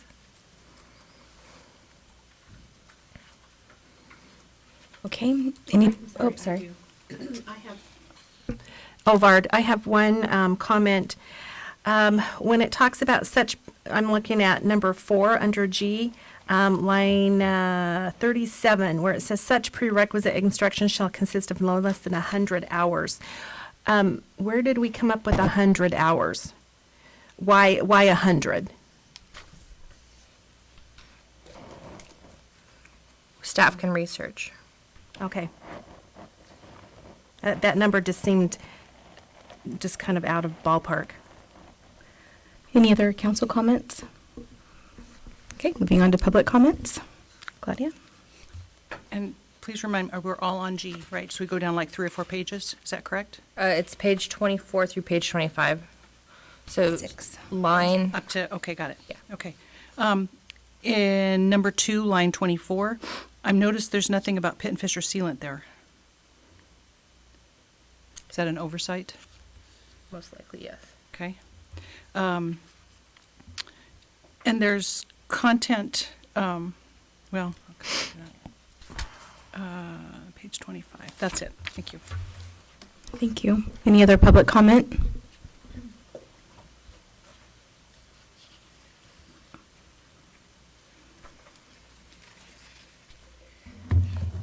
Clarification on number 5, line 41. All programs shall provide students with additional instruction in the California Division of Occupational Safety and Health. Additional to what? So that wording just seems like So just instruction. more than normal. Yeah, it's just instruction. And then top of the next page, and this kind of starts a discussion that's throughout as far as, so line 1, students shall successfully complete a comprehensive written final examination prior to the student's performance of procedures on patients. This kind of leads to a topic that is really critical in this whole document as far as having to have certain lectures completed before starting work, preclinical or clinical. Many programs do things simultaneously, and having to complete certain things prior to or complete some of this education prior to even starting instruction, laboratory or preclinical, is going to cause a huge problem for a lot of programs. Mine in particular at Sac City, where the X-ray, the didactic, they have a lecture class simultaneous to a lab class. So when they're in the lecture class, they learn what we're being lectured on, and then they also, when they go in lab, they start working on the dexters. Well, if you're saying we have to complete all of this other stuff prior to lab or preclinical, we'll have to change our entire curriculum. And I'm not the only one. I'm not just speaking for me. Thank you for your comment. I would ask that, I understand that there's probably going to be the same comment along the line. Well, I throughout won't the say it again. document. I'm just But covering it can here. I ask you to, would you send me an email identifying the sections that would be an issue? Of course. Yeah. Thank you. Okay. Subdivision H relating to didactic instruction, page 25, line 8 through, it's a long one, page 30, line 25. Are there any council comments? I have a couple. Under biomedical science, this is more or less out of the old regs and also out of CODA, but there's been a few changes. I think the intent here is, I think the clinical performance components, I think it should, I have some specific language I can send you because I think it's broader than that. It's more intent. Let me just see here. I have some notes on this.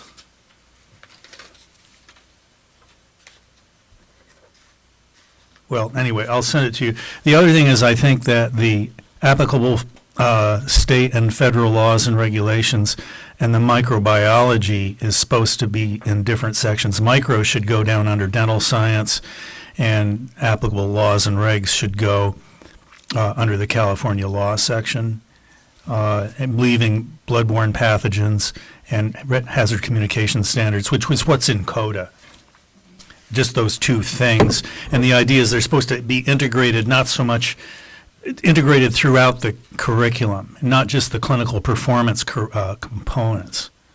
So I think just going back to the CODA language there would be an improvement. So staff will look back at CODA, but if you wouldn't mind sending us your. Yeah, I'll send it to you. It's, I'll send you the specifics.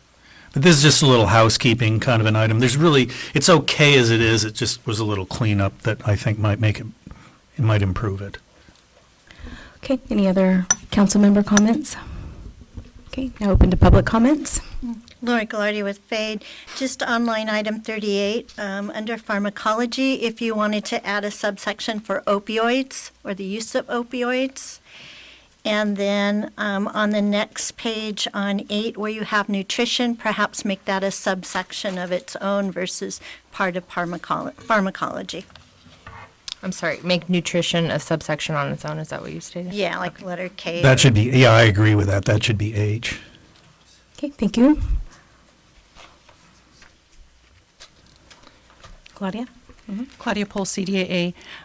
I may be missing it, but I'm not seeing any content in radiology.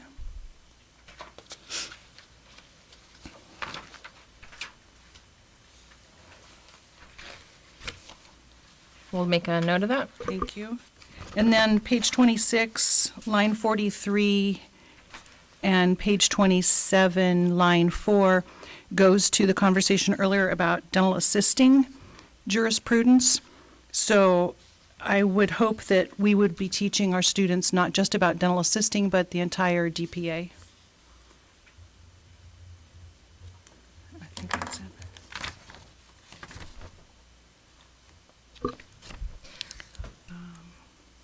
And then page 30, line 6. That's all new content, and that wasn't in our workshops, so I'm not sure where that came from or the rationale for that.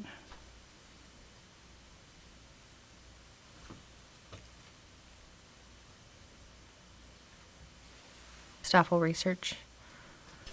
No answer at this point. Just for staff's references, I think that came from CODA. That's what I thought. I think it is CODA. It's pretty much straight out of CODA. Okay. Got it. Okay, thank you for your comments. Okay, any other public comments? All right, Sarah? I'm sorry, I had my wrong set of notes up here. One just general comment is in the original regs, there was a section that I think it was section 9A, A through E, that spelled out all the required courses that have to be included as part of the curriculum. That's missing from this, doesn't seem to be spelled out here. And I would suggest we just take that original section from, and I can send this in to you in writing, that talks about, the required courses. Okay. I mean, it's in here, it's kind of mentioned in passing. It says where regulations, I'm sorry, this is going back a bit, but it just says that where areas specific to the study of these subjects are included, the regs apply. It doesn't actually say that radiation safety and health is included. Okay. So itemize the courses. Yeah. I mean, you could just boilerplate in what was in the original language. It's just for clarification. Okay. Okay, Sarah? Subdivision I, clinical instruction, beginning on page 30, line 27 through page 31, line 24. Any council comments? Ovard, I have a comment on line 36, page 30, where it says each student shall be assigned to 2 or more offices for their clinical experience. If we're talking specifically about externship, for some programs, that might be a hardship, might be one of the purposes of externship. It is to give the student experience, but externship is also a job interview per se. And when you have them in one office, it can lead to a job. But if they're going to multiple offices, that can be detrimental to their hiring.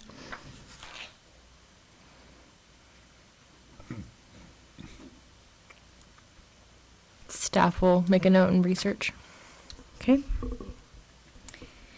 Any other council items or comments? Okay, public comments? Laura Gallardi from FADE, just on line 27, and again, this clinical instruction refers to specifically externship, not any other clinical instruction, so perhaps retitling that to the clinical externship part of the program. Okay, thank you for your comment. I do have one other comment. On page 31, on line 15, where it says line 18, students shall maintain a record of their activities in each clinical assignment. That is new language there, and I assume it comes from CODA, correct? Is that correct, Sarah? Yeah. We meshed CODA. Okay. And then we've taken out the H21, we have taken out the site visit timeline. Instead of just 10 days, it's just a site visit. So are we going to say anything of how many site visits, or is it just site visits during their externship? 10 days was sometimes a hardship to know with students, and I understand the deletion of that, but we don't have any guide on there of. Would the council like to put a? I would like to say during externship for 4 or 5 visits, at least 4 or 5 visits, but have some number, but not a definite like 10 or 20 days or something. So at minimum 5 visits per externship? Something like that.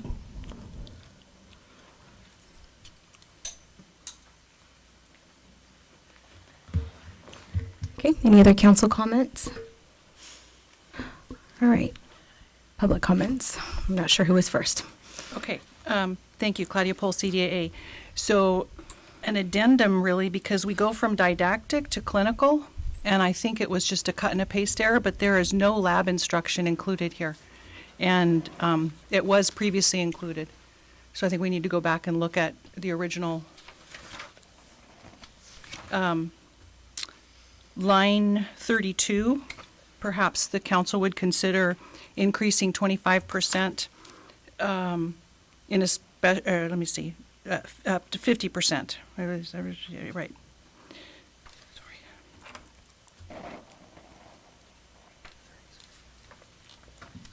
Let's see. And then page 31, line 20, about the site visit. I think some language got removed, and in doing so, it doesn't read very well here at all. It references a site visit that's not talked about at all, that a site visit needs to be happen, so I think there needs to be some cleanup language there. Okay, thank you for your comment. Melody? The, going back to page 30 on the 25% in a specialty office, again, increasing that to 50% would match CODA, because CODA is, the intent is over 50%.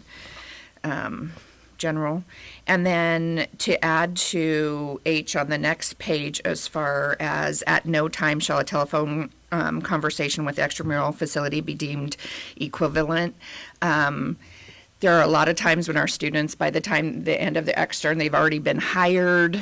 We know they're doing fabulous in their office. I see no reason why a phone call couldn't suffice in some instances when it's warranted. And also, as far as the number of visits, would have to correspond with how many hours we're prescribing for the externship. So in the way it's worded right now, with no prescription of externship hours, if the student was only in an office for 5 hours, the way it's written, that could happen. Saying you have to do 5 visits doesn't make sense. So it would have to make sense based on how many hours they're actually doing. Okay, thank you. All right. Thank you. And I concur with that too. On page 31, that line item 20 for H, that to allow for the diversity with some of our programs that may assign a student to 3 or 4 rotations to where every 4 weeks they're changing.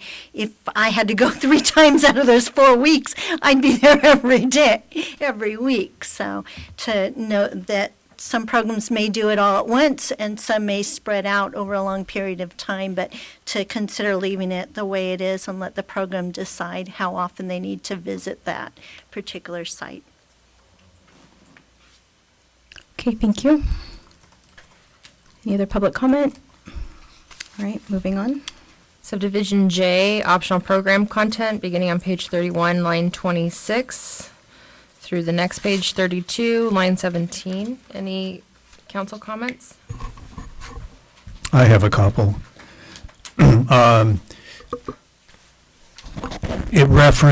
Okay, line 4, page 32 references the DSA program. It doesn't really give much detail about the program, though. It goes into more, the section goes into more detail about the OA. And so, maybe that just needs to be looked at, and the language just needs to be consistent between the two.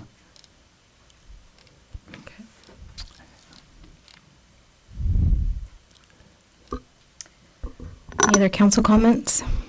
Okay, moving on to public comments. Any public comments? All right, Sarah? Subdivision K, certificates of completion, beginning on page 32, line 19, through line 30. Ovard, I would just add, it's that jurisprudence again. DPA is there instead of dental assisting jurisprudence, so just the consistency language. I have a couple more on this section.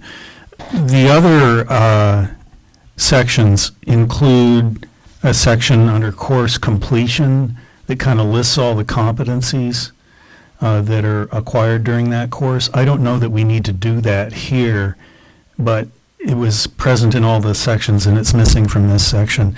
And I neglected to mention, I knew there was another point I had under optional programs.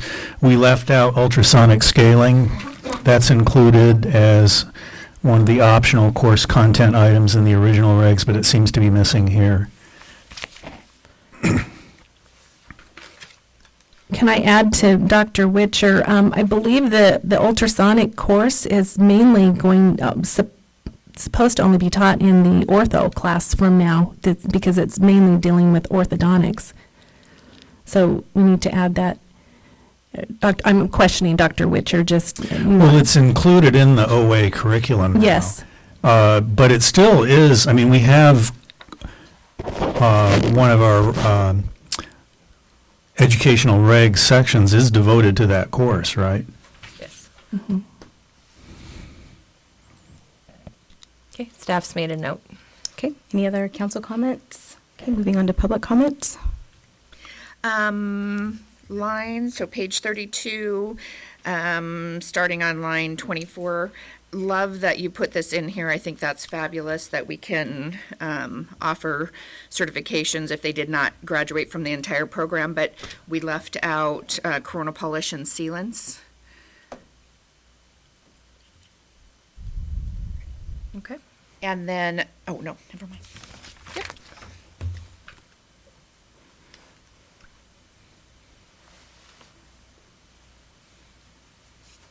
Subdivision L, notice of compliance, beginning on page 32, line 32 through 35. Any council comments? Okay. Any public comments? Just wondering why the wording's being omitted, that the board could accept CODA accreditation in lieu of their own, so that would be under B, starting on line 40.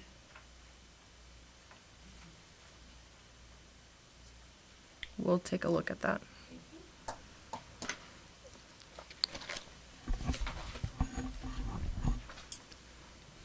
Any other public comment? Okay, Sarah? Okay, so that concludes that section. Staff is looking for a motion to accept all of the comments that we just discussed to move forward in either researching or modifying the text to bring back to the council. So moved. Second, Contreras. Any public comment? One other on page 35, again, we noted before, but I need to wrap my brain around why we took out, here's all the ratios, all of how much equipment, supplies, and materials we need is being all omitted. You know, let's do this just as a blanket statement across the board. Staff will go back through all of the deleted text and do a checklist and check to make sure that we haven't omitted anything. Okay. And then Right. Tina. Okay. Cool. Contreras. Yes. Olagi. Yes. Ovard. Yes.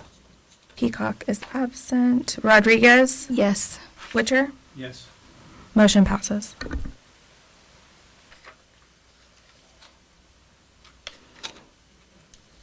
Sorry, I'm just making a note.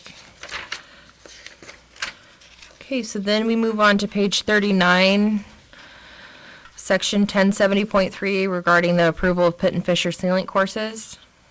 Subdivision A, line 30 through 33. Are there any council comments?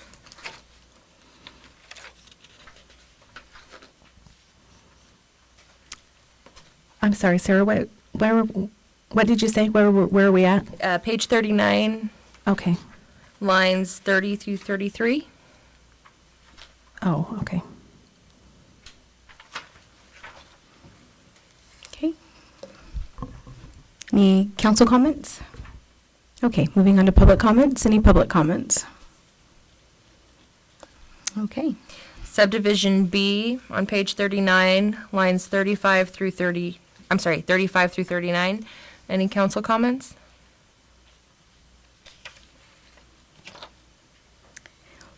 Seeing none, any public comments? Okay. Subdivision C on page 39, lines 41 and 42. Any council comments?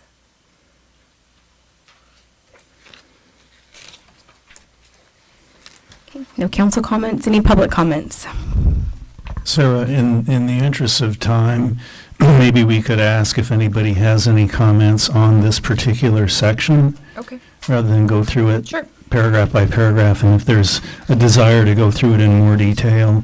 These are fairly straightforward, I would have to say. Okay. Are there any comments on this entire section for relating to approval of Pitt and Fisher sealant courses? Ovard, yes. I have a question on page 40 when we're talking about the line 4 through 8. The 2-hour or the 8-hour infection control approved course needs to be done prior to. Some courses, like just standalone courses, it does require that, but is it required in a program? Like a educational program, is it required to have the 8 hours before, or do they just have infection control for Pitt and Fisher? Does that make sense?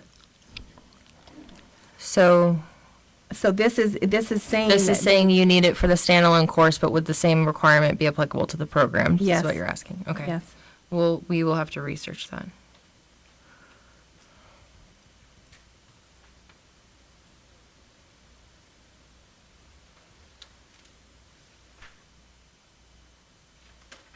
Any other council comments? Yes, on line 22, page 40, when we're talking about providers shall require a written permission letter or prescription by a licensed dentist. So we're saying letters are okay instead of a prescription? So that will be sufficient, correct? That's what staff has, but if the council feels that's not sufficient, then we can delete it. Because we're asking up above where it says the doctor is not needing to be on faculty or on staff or even on site when the procedure is completed. But a letter of permission is okay, or the prescription. So I just wanted to verify and confirm that. Okay. Any other council comments? On anything in this section? Thank you for clarifying. For the whole section, For the whole right? section. Yes. Is it? Yes, I have another one. Course duration. When we're talking about, no, I'm looking at page 40, on line 40, course duration, when we're saying the minimum competence on various protocols, that's very vague and broad. So we're saying that the didactic laboratory, I'm looking at line 43, and simulated clinic or clinic instruction. So we're saying that the students now don't have to do patients, we can do simulated. We don't even have to bring patients in, or it's just simulated. We're working on our typodonts as a. I thought I recalled that was one of the discussions we had, but maybe I got It probably was a workshop, and I. We're saying okay, that for the amount of headache of bringing in patients, there wasn't additional learning value, and that's kind of what's proven out in a lot of the programs. At least that was the feedback that we got. Mhm. And for those that weren't involved in workshops, but kind of looking at the language here, just, looking at the minimum competency and what that does. So we can do either both or combine or one or the other. And then also the wording on page 41, line 20, where it says the practical exam just needs to be 4 teeth. From previous, I remember previous drafts we've had like molars, premolars. We've been kind of specific about what is needed. So now we're just saying 4 teeth. There's no specific teeth, just 4. that's what's in the proposal, but we can specify it if that's what the council wants. I would like to have it say, like, give a little bit more specifics on which teeth, because you're not going to do, of course, anterior. You need to do, posterior, molars, premolars, maybe the 2 centrals. I don't know the anteriors, but so I know there was one draft that we were looking at that said anterior and posterior. Okay. So maybe that would 4 teeth, posterior and anterior? Yeah, something along that. Just give a little bit more direction, because that's very, very broad. And then was there somewhere in this whole thing where they needed to do a pre-exam, an exam about the curriculum prior to working on the patient, or clinical, and then also a written exam and then a practical exam? I'm trying to remember where I saw that.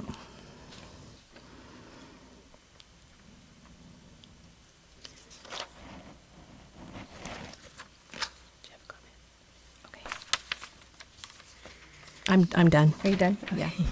All Just right, any looking. other council comments?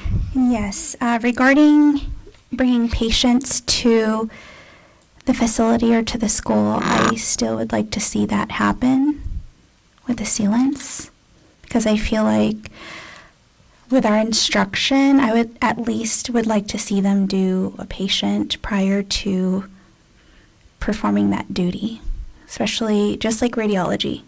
We bring patients in and they complete a set of x-rays or 4, and we are able to see their competency level. Okay. Even just okay. Even just one. I mean, one patient, or one set, or something. Do we want to? Would the council like the language to reflect at least one patient? I would. Yes, I would. Some patient-based, yes.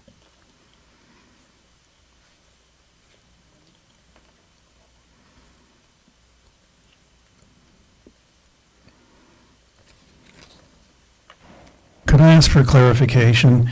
I believe a simulated experience is done on a head mount, not on a typodont, and so it has to have lips and cheeks and all that stuff. So it's a little bit different than a laboratory experience, which is a typodont. And, that's the way a lot of education, like the whole endo exam on the dental licensing exam, is done on a head mount. So it's not without precedent. Well, there are typodont cheeks that you can add to the typodont. So it does have cheeks, and it would give the lips and the mouth. It's not the whole head. So just Well, comment. if we look back at the definition of simulated, I think it's a little more restrictive than that. Okay, are we moving on, or are we going to make a motion? Does the council want to see the addition of the patient, one patient, or leave it as is? Staff would need clarification. I would like to see at least some patient-based in there, yes. Well, let's make a motion and see if it has support. Okay. Is there a motion to include at least one patient in the clinical experience? Yes, I say yes, Ovard. Is there a second? Second.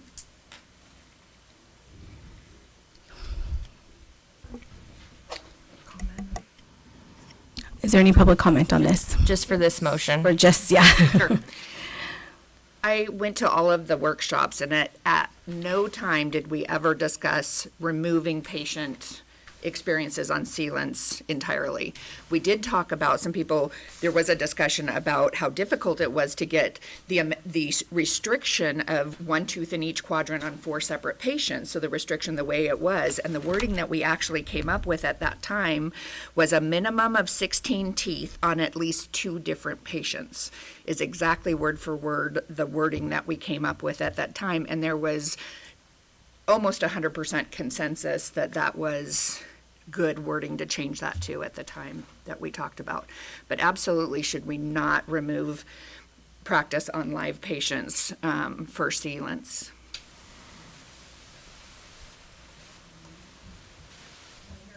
Okay. Are you done, Melody? Okay. With that topic, yeah. Yep. All right, nothing? So I just finished teaching the sealant part of my curriculum, and there was at least one student who we watched him very closely for 4 patients. And by the end of the 4th patient, we felt he was competent. But I would really like to ask that the council consider at least 2 patients evaluated for their clinical competency. Any other public comments on? And also, the thing about sealants is that it's the saliva that was really the issue when we did our sealant, and it's about the isolation methods that we use. And as you know, if you put anything inside someone's mouth, the saliva just flows, and it's usually not the placement, it's the saliva. Thank you. Any other comments on this topic here? On that particular topic? This particular topic, on the motion that's. Of the live? Mm-hmm. Okay. Okay. Call the roll. I do have a question regarding the motion, though. Is that, did we specify the teeth, or is it going to be the 4? You're saying 1 patient with 4 teeth? It would be a separate motion then? So I too remember that, the other draft that we had, that language, and I did like that, and I don't see it here. And so that's where my question is, what happened to it? It's not here, and I would like to see that language brought back. So if the motion passes, then staff will go back through the notes and double check and bring Okay. that language back. Okay. Okay. Ready, call? I would like to hear the motion one more time, because it was for 1 patient, and with how many teeth on that patient? Did we Well, the specify? motion was to include at least 1 patient component in the clinical. It wasn't specific. It was just whether or not to include a patient component. Okay. To the, So do we to the need to language. do an amendment on there? Because I would like to see the additional language brought back that was from the previous. From the The 2 workshop. patient, 16 teeth on posterior, We'll add that. anterior. Okay. If you want to add that Is to the motion? Yes, I'd like to add that to the And then the second motion. accepts Yes, I would like to see that as well. Second. Contreras. Yeah, the addition. So there's an amended motion. Can we get you to say the entire motion, please? Add the language that was from the workshops about the 16 teeth, the anterior, posterior, all that language. Let's do this. Melody, Okay, I don't know. if you could, I'll start it and then you can finish it with the exact language for me. The motion is to include the patient component in the regulatory language, to include the language from the workshop which specified. A minimum of 16 teeth on at least 2 different patients.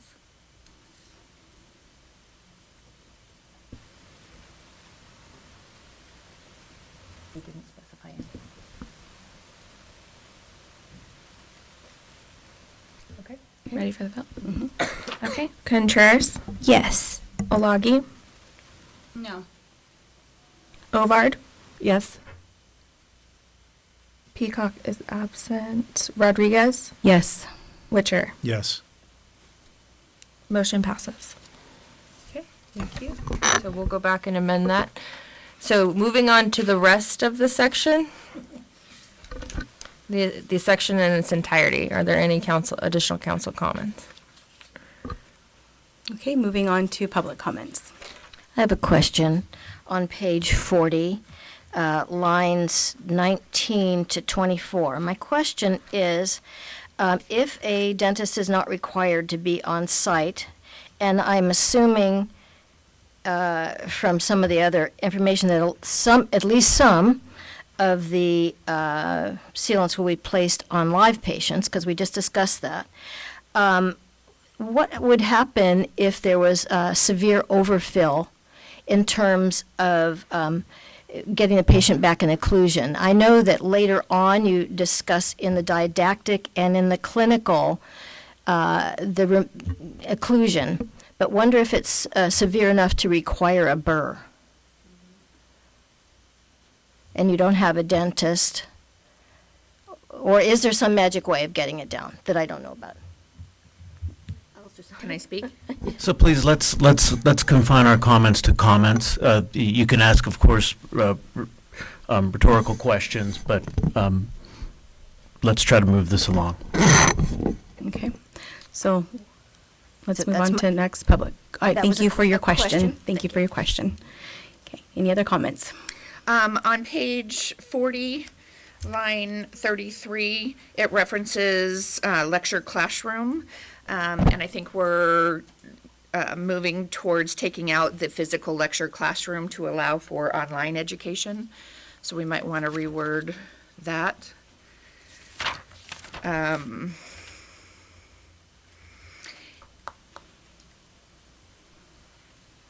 that's it.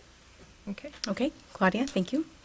I'm not clear how far we're going on this, but I have a couple comments. I'll start on where I know we've been. Okay. And then you can help me. And this may be grammatical, but it would be a very easy thing to miss. On page 40, line 13, I think that's supposed to be Pitt and Fisher sealants, not Corona polishing.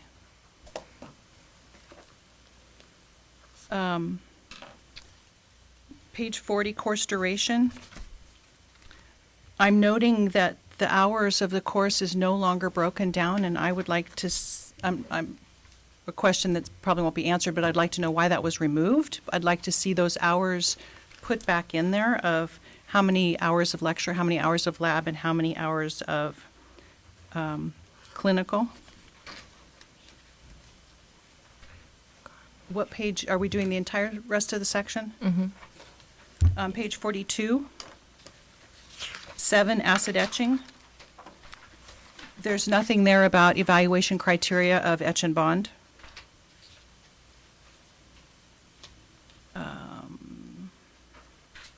Sorry, evaluation criteria for etch and bond. Yes, ma'am. Okay. And then page 43, I guess it would be line 42, but I'm noting that there's no clinical instruction. This kind of goes back to what Cindy was talking about. There's nothing about criteria of teeth or no clinical instruction. And that's it. Thank you. Thank you. Yes, Lori. Hi. So going back to what you just passed on page 41, line item 20, now that you put in a minimum number of patients and teeth, is there a minimal number that they have to pass? Before it said they had to pass at least 12 of the 16 teeth or whatever. This is leading to successful completion, which would tell me they have to pass all 16 teeth.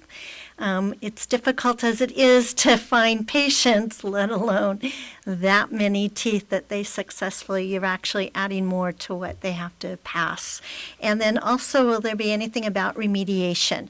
I know there is remediation in section 1070, but some of this might also be redundant to what's in 1070. So. Okay, thank you. Hi, Susie with Dental Specialties. I really think that it would be imperative that you look into having a supervising doctor on site. Not only for, there's some patients that don't have dentists, and so if we have a doctor on site, then those doctors can reevaluate the patients that are there to be a candidate for other students. Also, if there's an issue with overfilling, they Thank can you. go ahead and use the hand speed to adjust. Thank you very much. And also diagnose the teeth that need to be sealed. Okay. Any other public comments on this section? Okay. I think that concludes that section. So if we can have a motion to accept all of the comments that we've heard. I first the motion. First, Cindy Ovard, was that right? Yes. I first the motion. I motion. So is there a second? Second, Contreras. Any public comment on that? Any public comment? Okay. Okay, Contreras, Yes. Olagi, Yes. Ovard, Yes. Peacock absent, Rodriguez, Yes. Witcher. Yes. Motion passes. Moving on to section 1070.4, starting on page 51, approval of coronal polishing courses.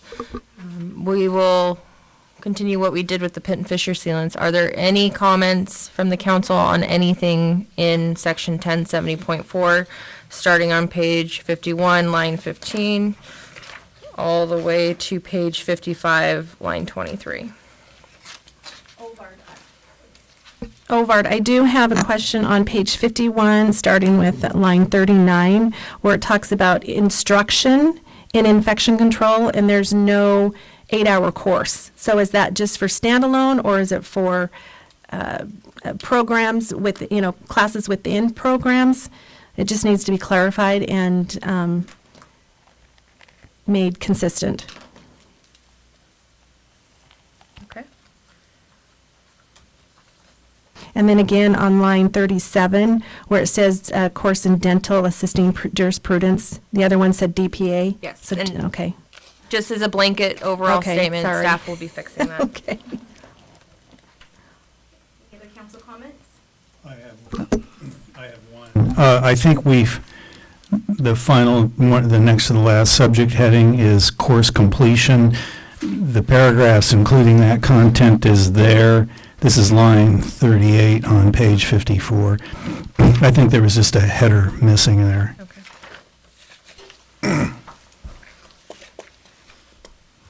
Okay, if there's no more council comments, we'll move on to public comments.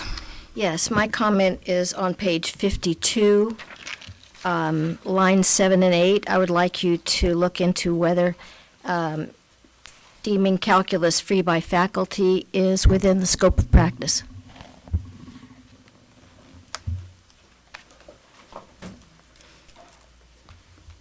Okay, Claudia, whenever you're ready. Ready? Okay. Let's see what page we're on. Okay, page 52, G, line 34. So, and I noticed this in a couple of other courses as well. Some of the language that's currently existing has been removed.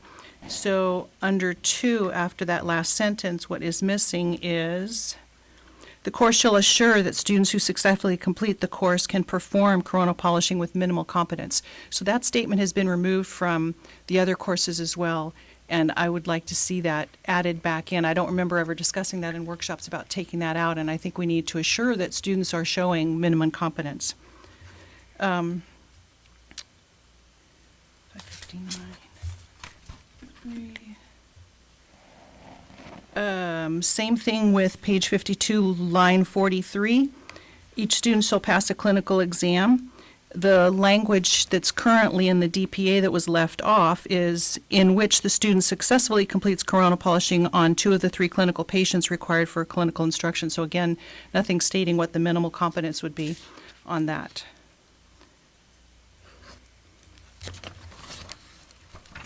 Okay, Melody?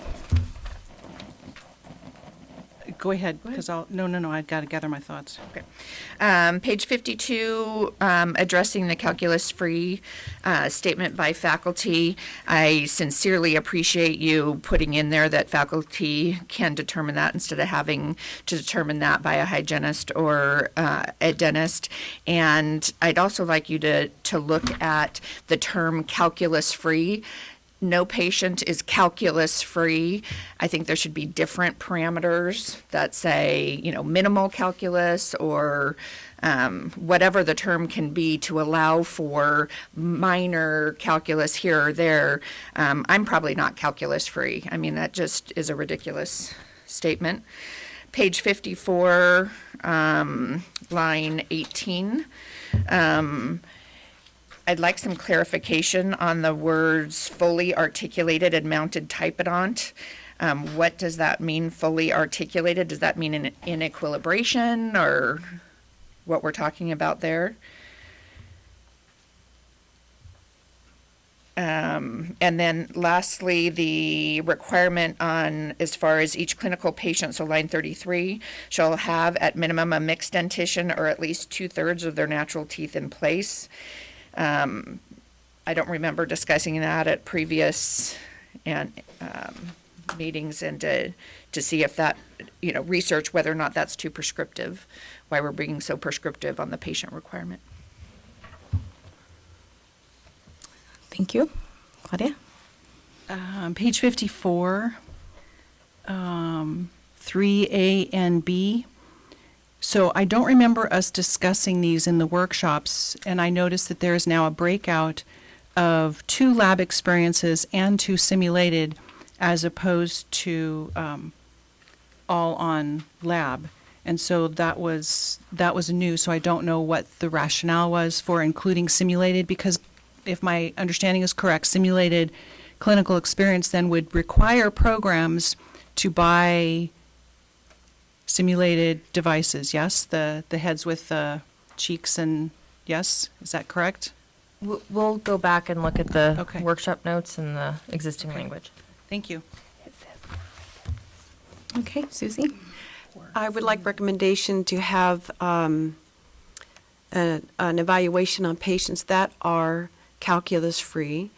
And if we need to change the wording, maybe there's calculus-free as supragingival, and at least have the patients have their teeth checked at least a week or 2 prior to the clinical exam. Okay, thank you. Any other public comment? Okay, Sarah? Ready to move on? So that concludes this section. Is there a motion to accept the comments that we've received today? I'll move that. I'll second that. Any public comments on that? No. Okay, thank you. Okay, Contreras, Yes. Balagi, Yes. Ovard, Yes. Peacock absent, Rodriguez, Yes. Witcher. Yes. Motion passes. Moving on to page 61, section 1070.5, relating to approval of ultrasonic scaling courses. Are there any council comments for anything within this section, beginning on page 61, line 28, through page 65, line 20?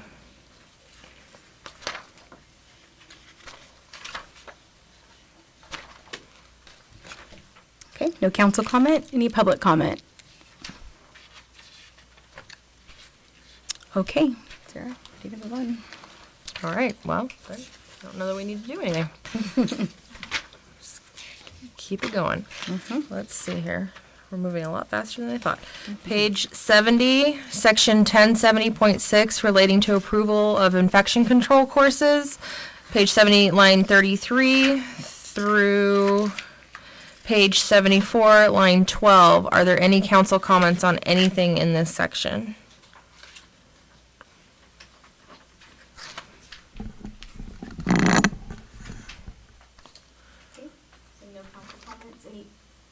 No council comments. Any public comments?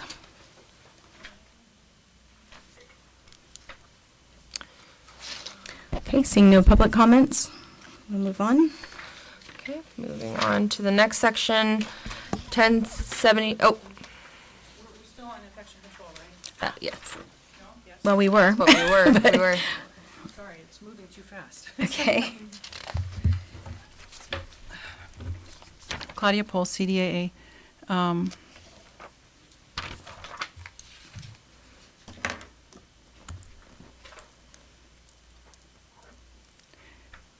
So it appears that there is no clinical application under page 72,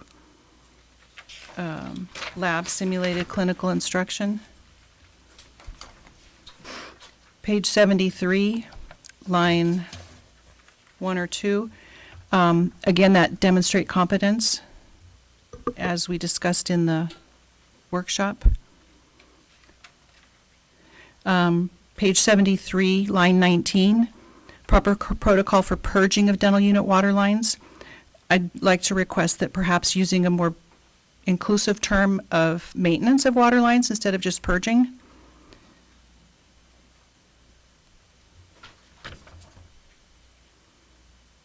Thank you. Any other public comment? All right. Since the council didn't have any comments, we don't need to take a motion. Public comment? Okay. That's fine. Okay. Consent of the group. Hmm? It goes by consent of the group. There's Okay. no dissenting. So, moving on to page 77, approval of orthodontic assistant permit courses, beginning on page 21, section 1070.7, through page 82, line 20. Are there any council comments relating to the requirements in this section?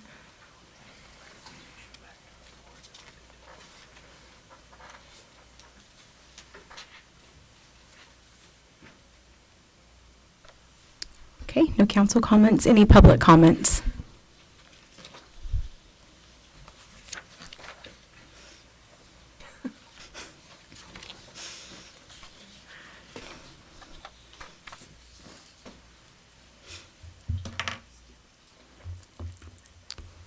Claudia Pohl, CDAA.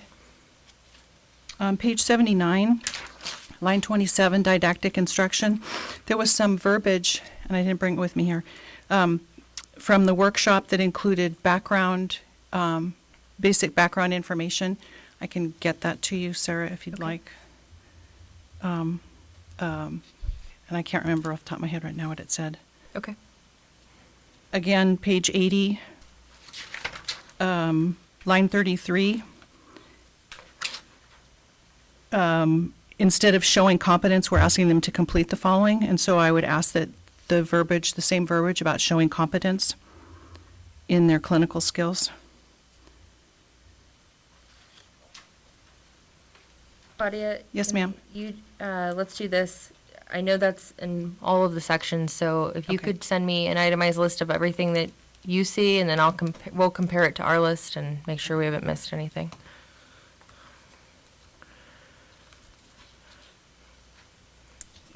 Does that complete your comments, Claudia? No? No. I'm noting again that lab experiences, simulated experiences are now being required of programs or students, which would mean the purchase of those heads. It used to be optional. They could do lab. And so now the lab is down from 4 to 2, and simulated is, there's 2 required, and the clinical is up from 3, and I'm not sure the rationale for that, but thank you.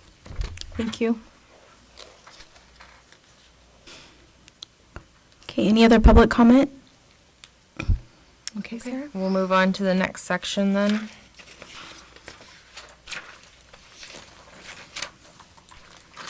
Starting on page 86, line 26, section 1070.8, approval of dental sedation assistant permit courses. Going to page 95, line 31. Are there any council comments on this section?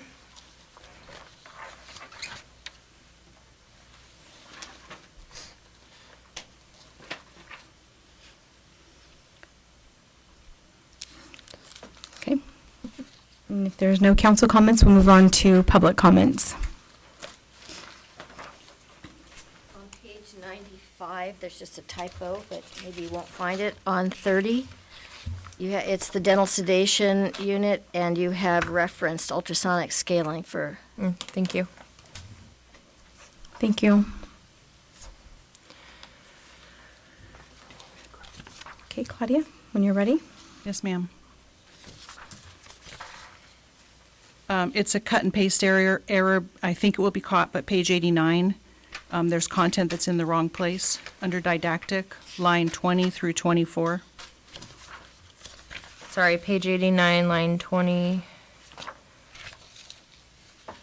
Line 20 to 24. Okay.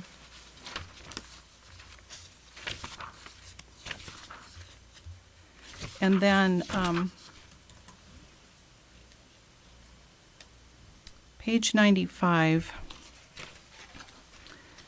line 22.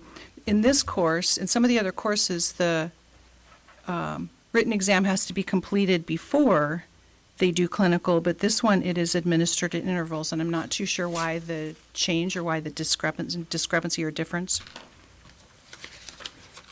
We can research. Say it again. We'll research. Thank you. Okay, any other public comment? Actually, that is existing language. Sorry, that's existing language for that course, yes. Okay, moving on. Okay.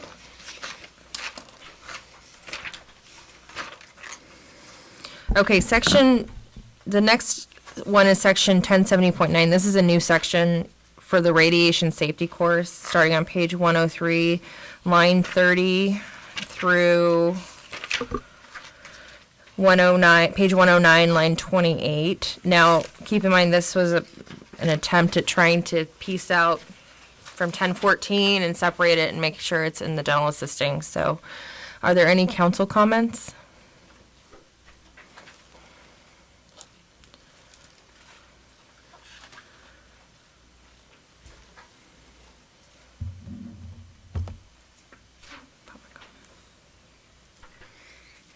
They're good. I always cut. Okay, no council comments? Okay, moving on to public comments.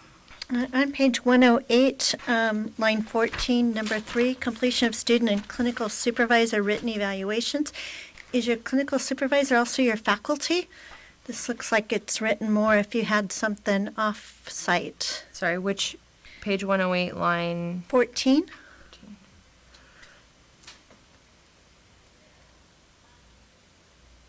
I'm sorry, could you say your comment one more time? Uh-huh. I'm just questioning, it says completion of student and clinical supervisor, who, it doesn't say anything about the faculty. Is that clinical supervisor also the faculty member, or this to me looks like it was written if your program was off campus, or you had students exposing off campus? Okay. Okay, thank you. Melody? Okay. We're doing the whole section, right? Yes. Okay. So, page 104.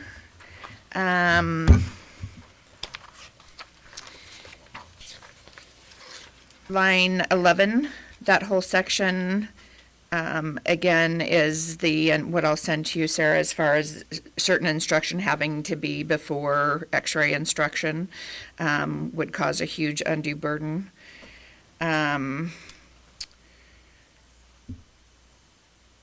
Number 4, starting on line 20, again, the question as far as the health history form and consent by patients, would that include externship and the problem with the documentation coming from externship to the programs or courses?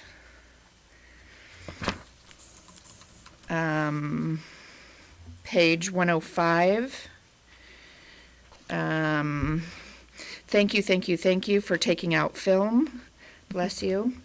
Line 18, so the choice of image receptor, that is great. However, I'm questioning the purpose of the second sentence there. It says, nothing herein shall require a dental assisting program or course provider to obtain computerized equipment. If you're not specifying, why do you have to state that they don't have to?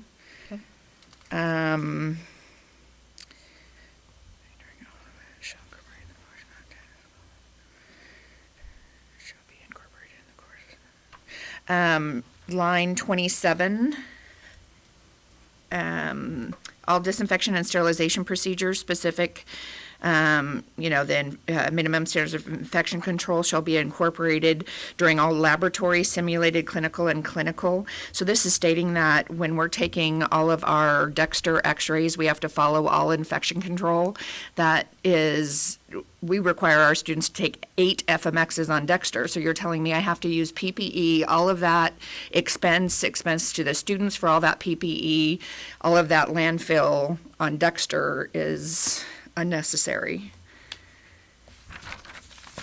And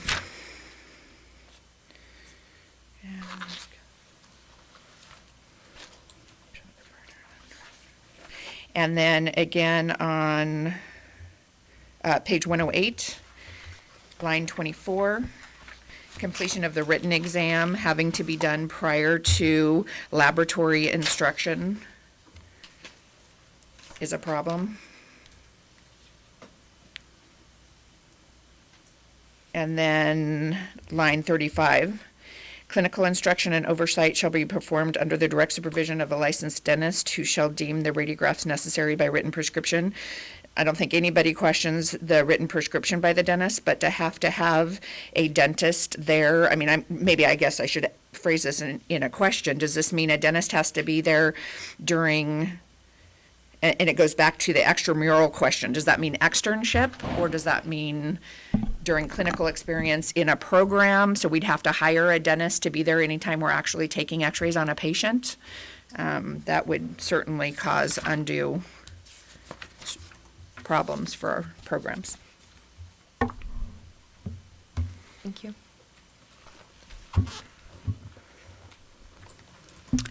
I'd just like to remind the council that those were items that came up during the workshops. The sequencing was a big point of discussion, whether we should require infection control, California law, and all the required courses prior to completion of prior to commencing radiation safety. And the other issue was, how do we want to handle having a dentist involved in this during the course? Direct supervision, I think a lot of people felt was an issue, but we weren't able to I don't think we fully resolved that at the workshop. And are you referring to line 11, number 2?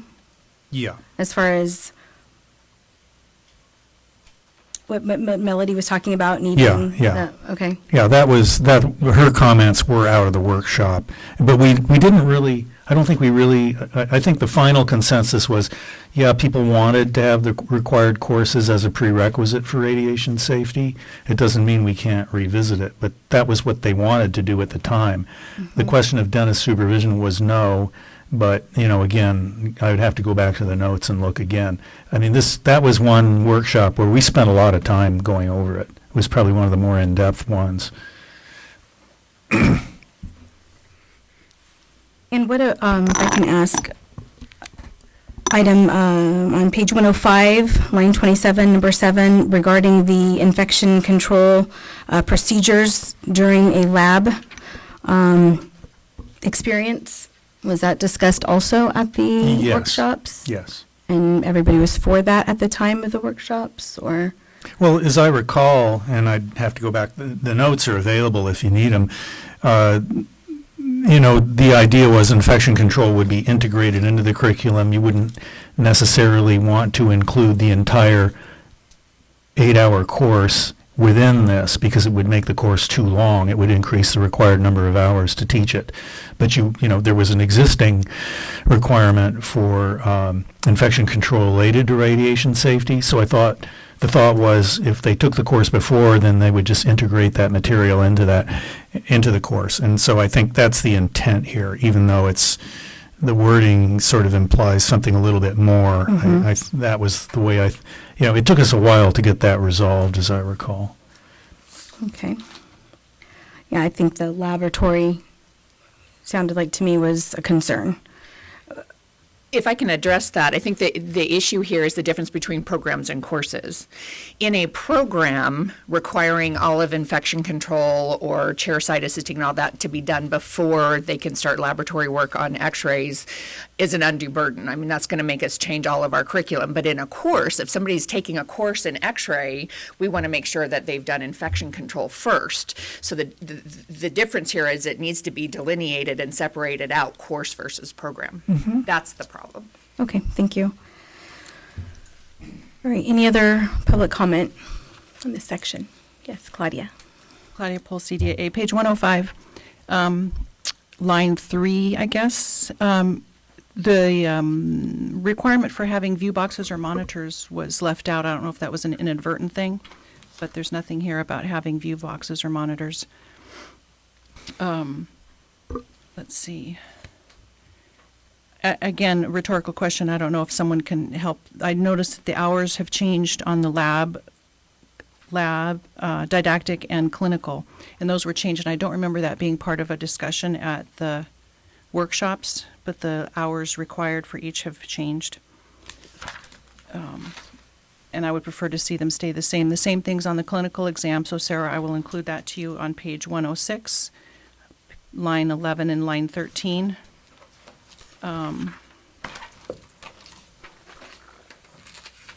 Lori raised this issue, but on line 14, page 108, that our original language was instructor, completion of student and instructor written evaluations. That was part of the original language. Page 108, line 24. At the workshop, I believe this says, let me see. Okay, so this says the written examination shall occur prior to lab instruction, lab competencies, and clinical instruction and experiences. And that reads to me like the final, and I don't know if Melody brought this up already, but we had agreed prior to the completion of the course, not prior to lab instruction. That's my memory and my notes from the workshop. And line 33, same page, 108.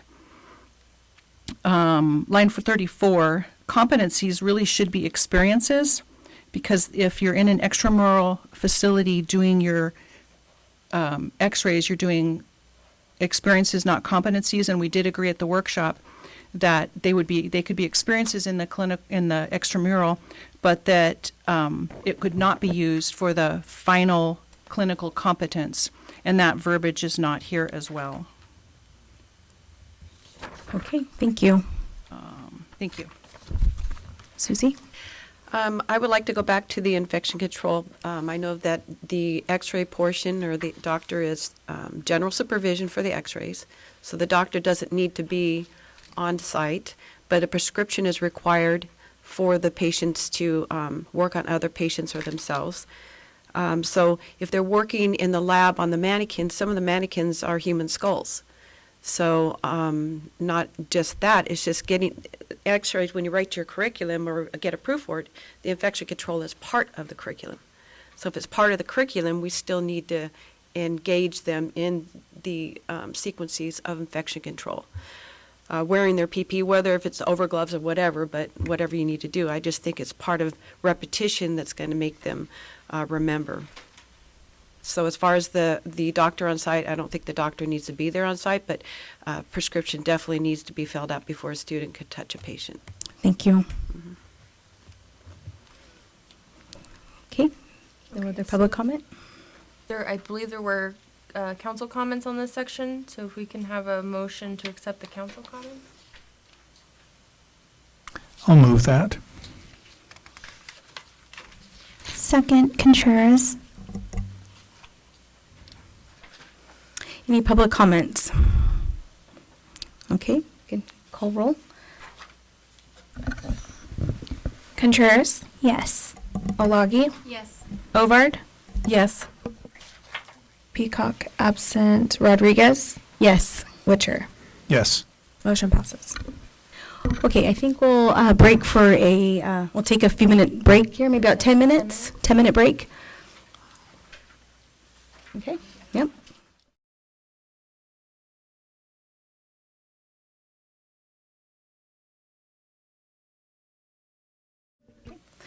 All right, we'll reconvene. and move on to the next. Moving on to section 1071, approval of RDA-EF programs. I never in my wildest dreams thought we would have gotten this far today. So I will reach out to Joan, it's on webcast, to make sure that I get her comment regarding this section. So You snooze, you lose.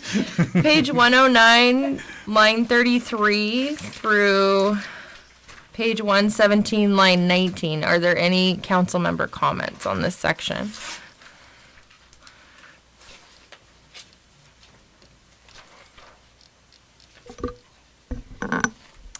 Okay, seeing no council comments, any public comments? And just a reminder for public comments, if there's, since we're still in this development phase, staff is considering everything if you're testifying or sending in written comments. So if you have anything, please, I'd encourage you to submit things in writing as well at this point. All right. I was scrolling through, and I didn't quite get to the one comment that I have, which I think this section, I believe, is missing the notice of compliance paragraph. Okay. Down at the end, just before the lined out section on page 117. Okay. Okay, so just confirming no public comment. I'm ready to move on. And we will reach out to Joan to get hers. Moving on to the next. It's page 125. I think we start on page 128. Line 10, extramural facilities, and section 1075, list of approved programs. There were no amendments to either one of those sections. Were there any council comments?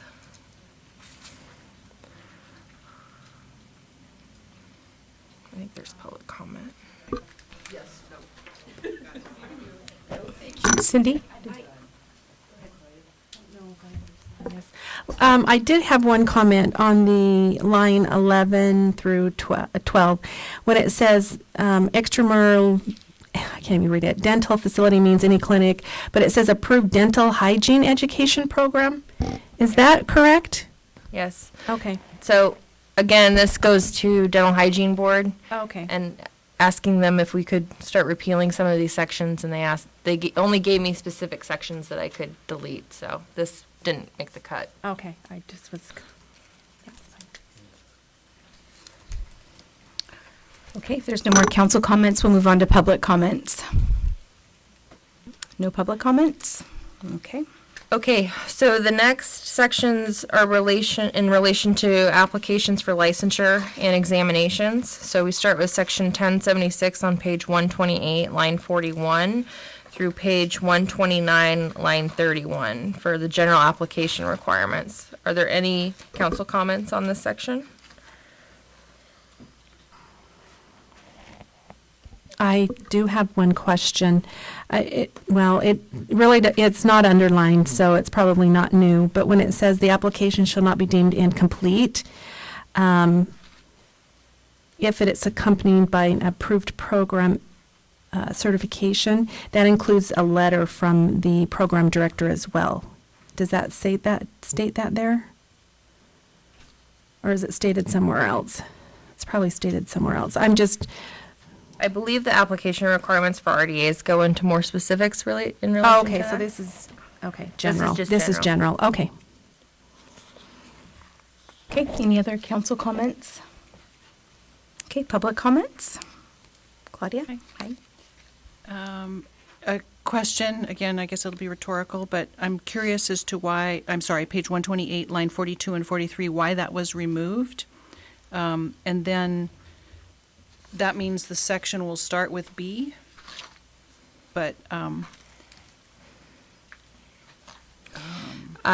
just for a point of clarification in the regulatory process, these are very old regulations, and we used to be able to pass regulations through OAL stating something along the lines in a form prescribed by the board or a form approved by the board. We now actually have to incorporate by reference these forms. Right. And so as we go through each of these application sections, you'll notice that an applicant shall apply on such and such named application, and now hereby incorporated by reference. So that's why we deleted Okay. that provision. Okay. And I know this was discussed a little bit earlier in an earlier section, but do we need anything anywhere about a time or a reason for denial or from some of the previous language, just a question. And then line 21, 30 days prior to examination, that no longer applies, does it? Because now it's an open, because of the way you just apply and then take your exam, there's not an exam date, right? Does that make sense? Did I say that right? Yes, it still applies for the EF though. Gotcha. Okay, all right. So we left it. Staff's still looking through this. This was pretty convoluted, so. Yeah. And are we on 1077 also? Not yet. Not yet, thank you. Can I add just one comment? On the underlining of line 14 on 129, where it says the application is deemed abandoned from section 1004. Is there a timeline of abandonment on that section? Okay. Yes. I believe it's 1 year, or is it? We did regulations Yes. to allow them. So it depends on what issue is deficient. The fees has a time frame. Just the application deficiency has a time frame, so it's specified. Failure to take and pass an examination. Okay. Okay, if there's no other public comment, we'll move to the next. Section 1077 regarding application for RDA licensure, beginning on page 129, line 33 through page 132, line 20.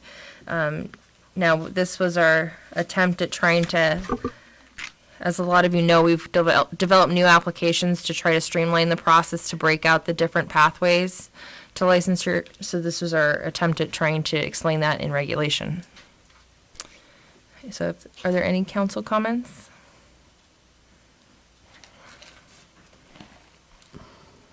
Okay, no council comments, public comments. So as you mentioned, the applications will need to be referenced. At what point in this process will those applications be ready for review?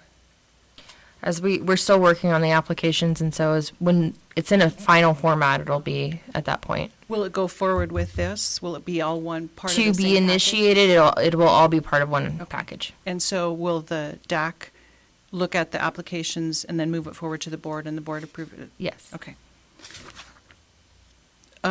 Page 130, line 24. Pit and Fisher sealant is not addressed there. Is there a particular reason? It's not a requirement for RDA licensure. Gotcha. Until the first renewal requires CE. Page 131, line 24. Again, I might be reading it badly, but this is how to apply, right? And so you need to submit X and Y and Z, and it's including completion of the written exam as part of your application process, I think, if I'm reading this right. I might not be, but. Okay, we'll look at that. Okay. Thank you. Thank you. Any other public comment?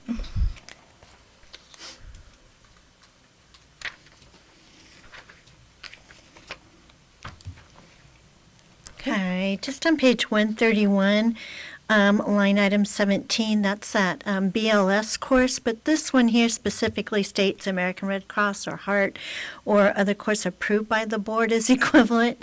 Was this the old language we were trying to work on, something that it would be equivalent to the That's a other? separate regulatory package that's Okay. going through the process. So For the equivalency standard. this is correct here, even though it's different everywhere It'll be in another, else? yes. Got it. It'll reference into another regulation that will specify that those BLS courses can be used for RDA application and renewal.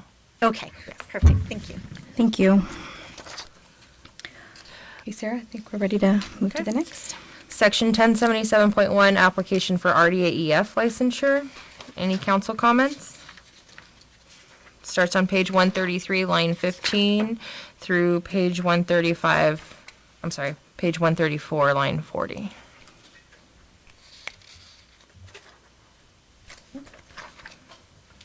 Any council Yep, comments? any council comments? All right, public comments? I'm not sure if this pertains to it, but when someone gets an RDA license, they have X-ray, corona polishing, and sealants printed on their RDA license. But on the RDA-F license, if they let their RDA lapse, does their RDA-EF cover those duties? Or do they have to renew both their RDA and their RDA-EF? Because that would be like a difference of $100, $200 versus $100 for renewal. So I'm not sure if that applies to this section, but Let's talk about that offline, maybe.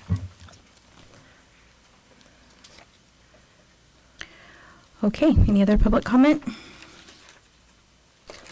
Okay. Moving on to section 1077.2, page 135, relating to application for orthodontic assistant permit, beginning on line 7 through page 137, line 14. Are there any council comments?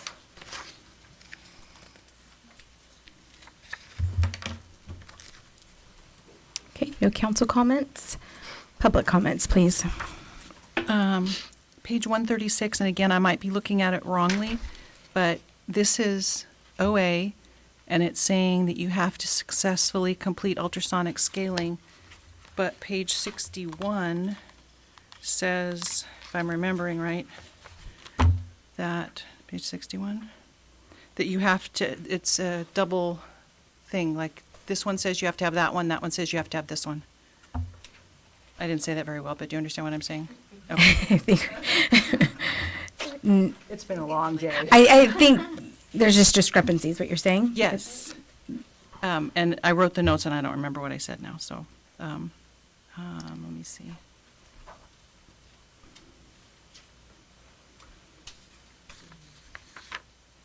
Okay. So on we'll- page, it's page 62. We'll look at the Yeah, the ultrasonic requirements scaling for as it those. relates to OA permit. Okay, any other public comment? Okay, Sarah. Sorry. That's okay.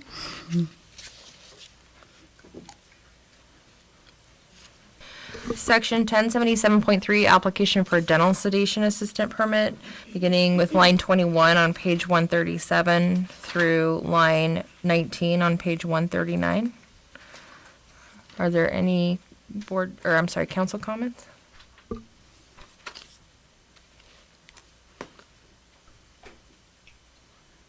Okay, if no council comments, public comments. Okay. Okay. Moving on to examinations, beginning on page 139, line 26, section 1080, through page 143, line 11. Are there any council comments?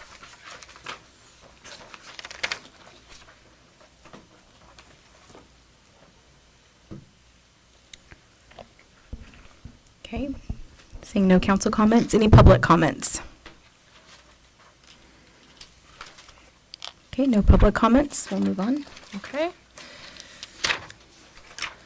Move on to page 145, the appeals process, section 1080.2, beginning with line 9 through line 27.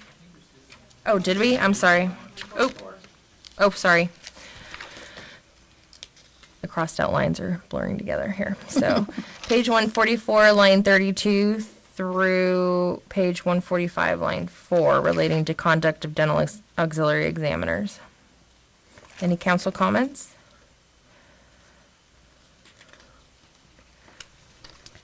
Seeing no council comments, we'll move on to public comments.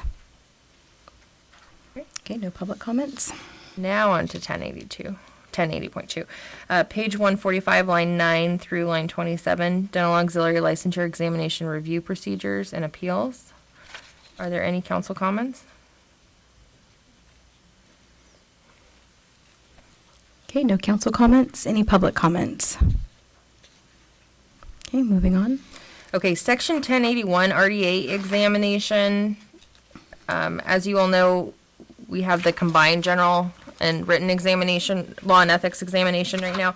We're still working with OPES to verify that all of these content areas are correct, so stay tuned on 1081. 1081.2 RDA EF clinical examination requirements, beginning with page 146, line 40 through page 147, line 29. Are there any council comments?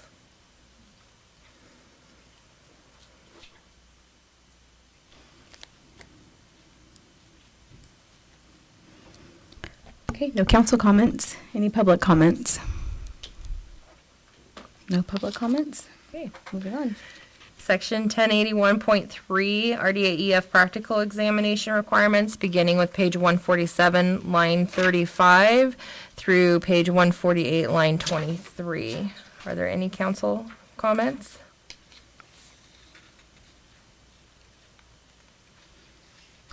Okay, seeing no council comments, we'll ask for public comments. Any public comments?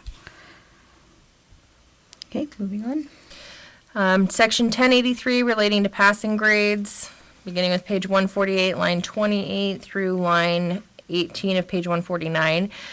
Board staff amended this language pursuant to a recommendation we received from the Office of Professional Examination Services relating to setting the passing scores for our written examinations. So rather than specify a percentage, they've recommended that we just state that successfully achieve a passing score. They are set by OPS using the modified Angoff methodology, I believe. Question, so does that mean that? Is it going to state that? So how do we know what a passing grade is? It changes because it's in the modified Angoff methodology. So it's clarified. It's been discussed at a board meeting previously for the dentistry law and ethics exam. It's clear. It's outlined in the can't talk anymore. The examination outline and the information that we received from PSI. Okay. Yeah, okay. Okay, that makes sense. Okay, any other council comments? Any public comments? Okay, seeing no public comments, move on. Section 1085, going into the duties and settings on section 1085, starting with page 149, line 28, we'll start with 1085, through 151, line 24. So the issue with the regulations with the scope of duties is that it's old and outdated, and we have the scope of practice in statute. And so there were sections that we could cut out completely, but there were some sections that we had to leave in. So this was staff's best attempt at trying to make it all work together. So right now you have dental assistant duties and settings on page 149 and 150, what we've left in, and then we've deleted everything that's currently in statute.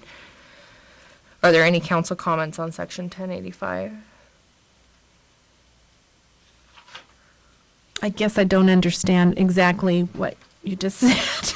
So 1085 specified exactly what a dental assistant could not perform, and statute specifies what they could perform. Okay. So rather than delete everything in 1085, we just deleted everything that specified what they could perform because that's already listed in statute, and left what they could not perform to make sure that that was clear. Okay. Have you removed the supervision level as well? Yes, because that's specified in statute now. Okay. So everything that Okay. they can perform and their supervision level is deleted Okay. because that makes that's now in sense. statute. Okay. Did we want to add on line 30, page 149, it says knowledge, skill, training of a licensed dentist or dental hygienist? I mean, there are a few duties that are allowed to hygiene that are not allowed to dental assistants. Or do we want to just leave it silent because that's addressed in the hygiene practice act?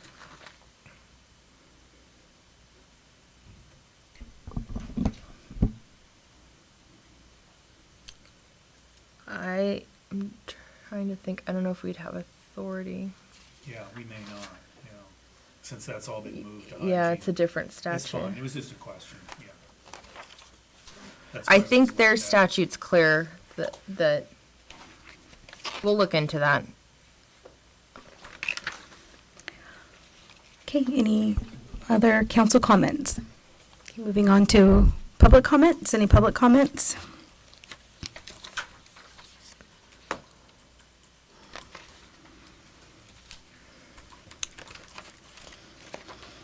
Okay, Ready for moving that? on. 1086 RDA duties and settings. Again, we deleted all of that because it is specified in statute. Are there any council comments? Well, the only question Oh. I would have is, there's some overlap, in other words, maybe it's the I think RDAs can do a couple of things that are on this prohibited list, can't they? They can dry canals, I don't know, that doesn't include triang cones or, they can't place cones, I guess it's okay. Oh, no, they can adjust denture extraorally, so that would be allowed, but it's it's prohibited for a DA to do that. And it says here fitting, and on page 149, line 36, it says fitting and adjusting of correctional and prosthodontic appliances. Well, if that's a denture, RDA can adjust the denture extraorally. So I think it just, you might need to include a couple of things under RDA that are allowed, that are prohibited for DAs, Okay. just for clarification. And the same thing would be true of the RDA EF, of course, because the EF can do a lot of things a DA can't do. Okay. And you could just have a blanket statement like you have under 1087, where just, unless specifically allowed by regulation, Well- prohibitions apply. I mean, that would probably be satisfactory for 1086 as well. I would almost ask, is this the appropriate place? Maybe we delete all of this out and incorporate by reference the table of allowable duties? Well, that was the question I had. Oh, I'm sorry. Yeah, we talked about that a little bit. In a way, it's nice to have a separate duty table that isn't incorporated, because it gives you a little bit more flexibility. I mean, it's gonna need a lot more scrutiny if we put it through a regulatory process. The advantage is it would be clear. I know that the duty table apparently has caused a lot of discussion and some unease among some dentists as to what they can allow their auxiliaries to do, because it's hard to get it into a table and really have it clear. So, I mean, that's a strategic question. I almost think we need to let the board grapple with that. But I think your point, I think it could go either way. I think the drawback of including the duty table by reference is it will be hard to really get it in a document like that in such a way that it's clear. Okay. Okay, well, then at this point, I think for the remaining section, staff will just take it back and continue to modify the language to make it clear, and we may need to run it by the council, just to see. So you may receive individual solicitations for advice. So, yes. Any public comment? Okay. I can't believe there isn't any comment on the idea of a duty table.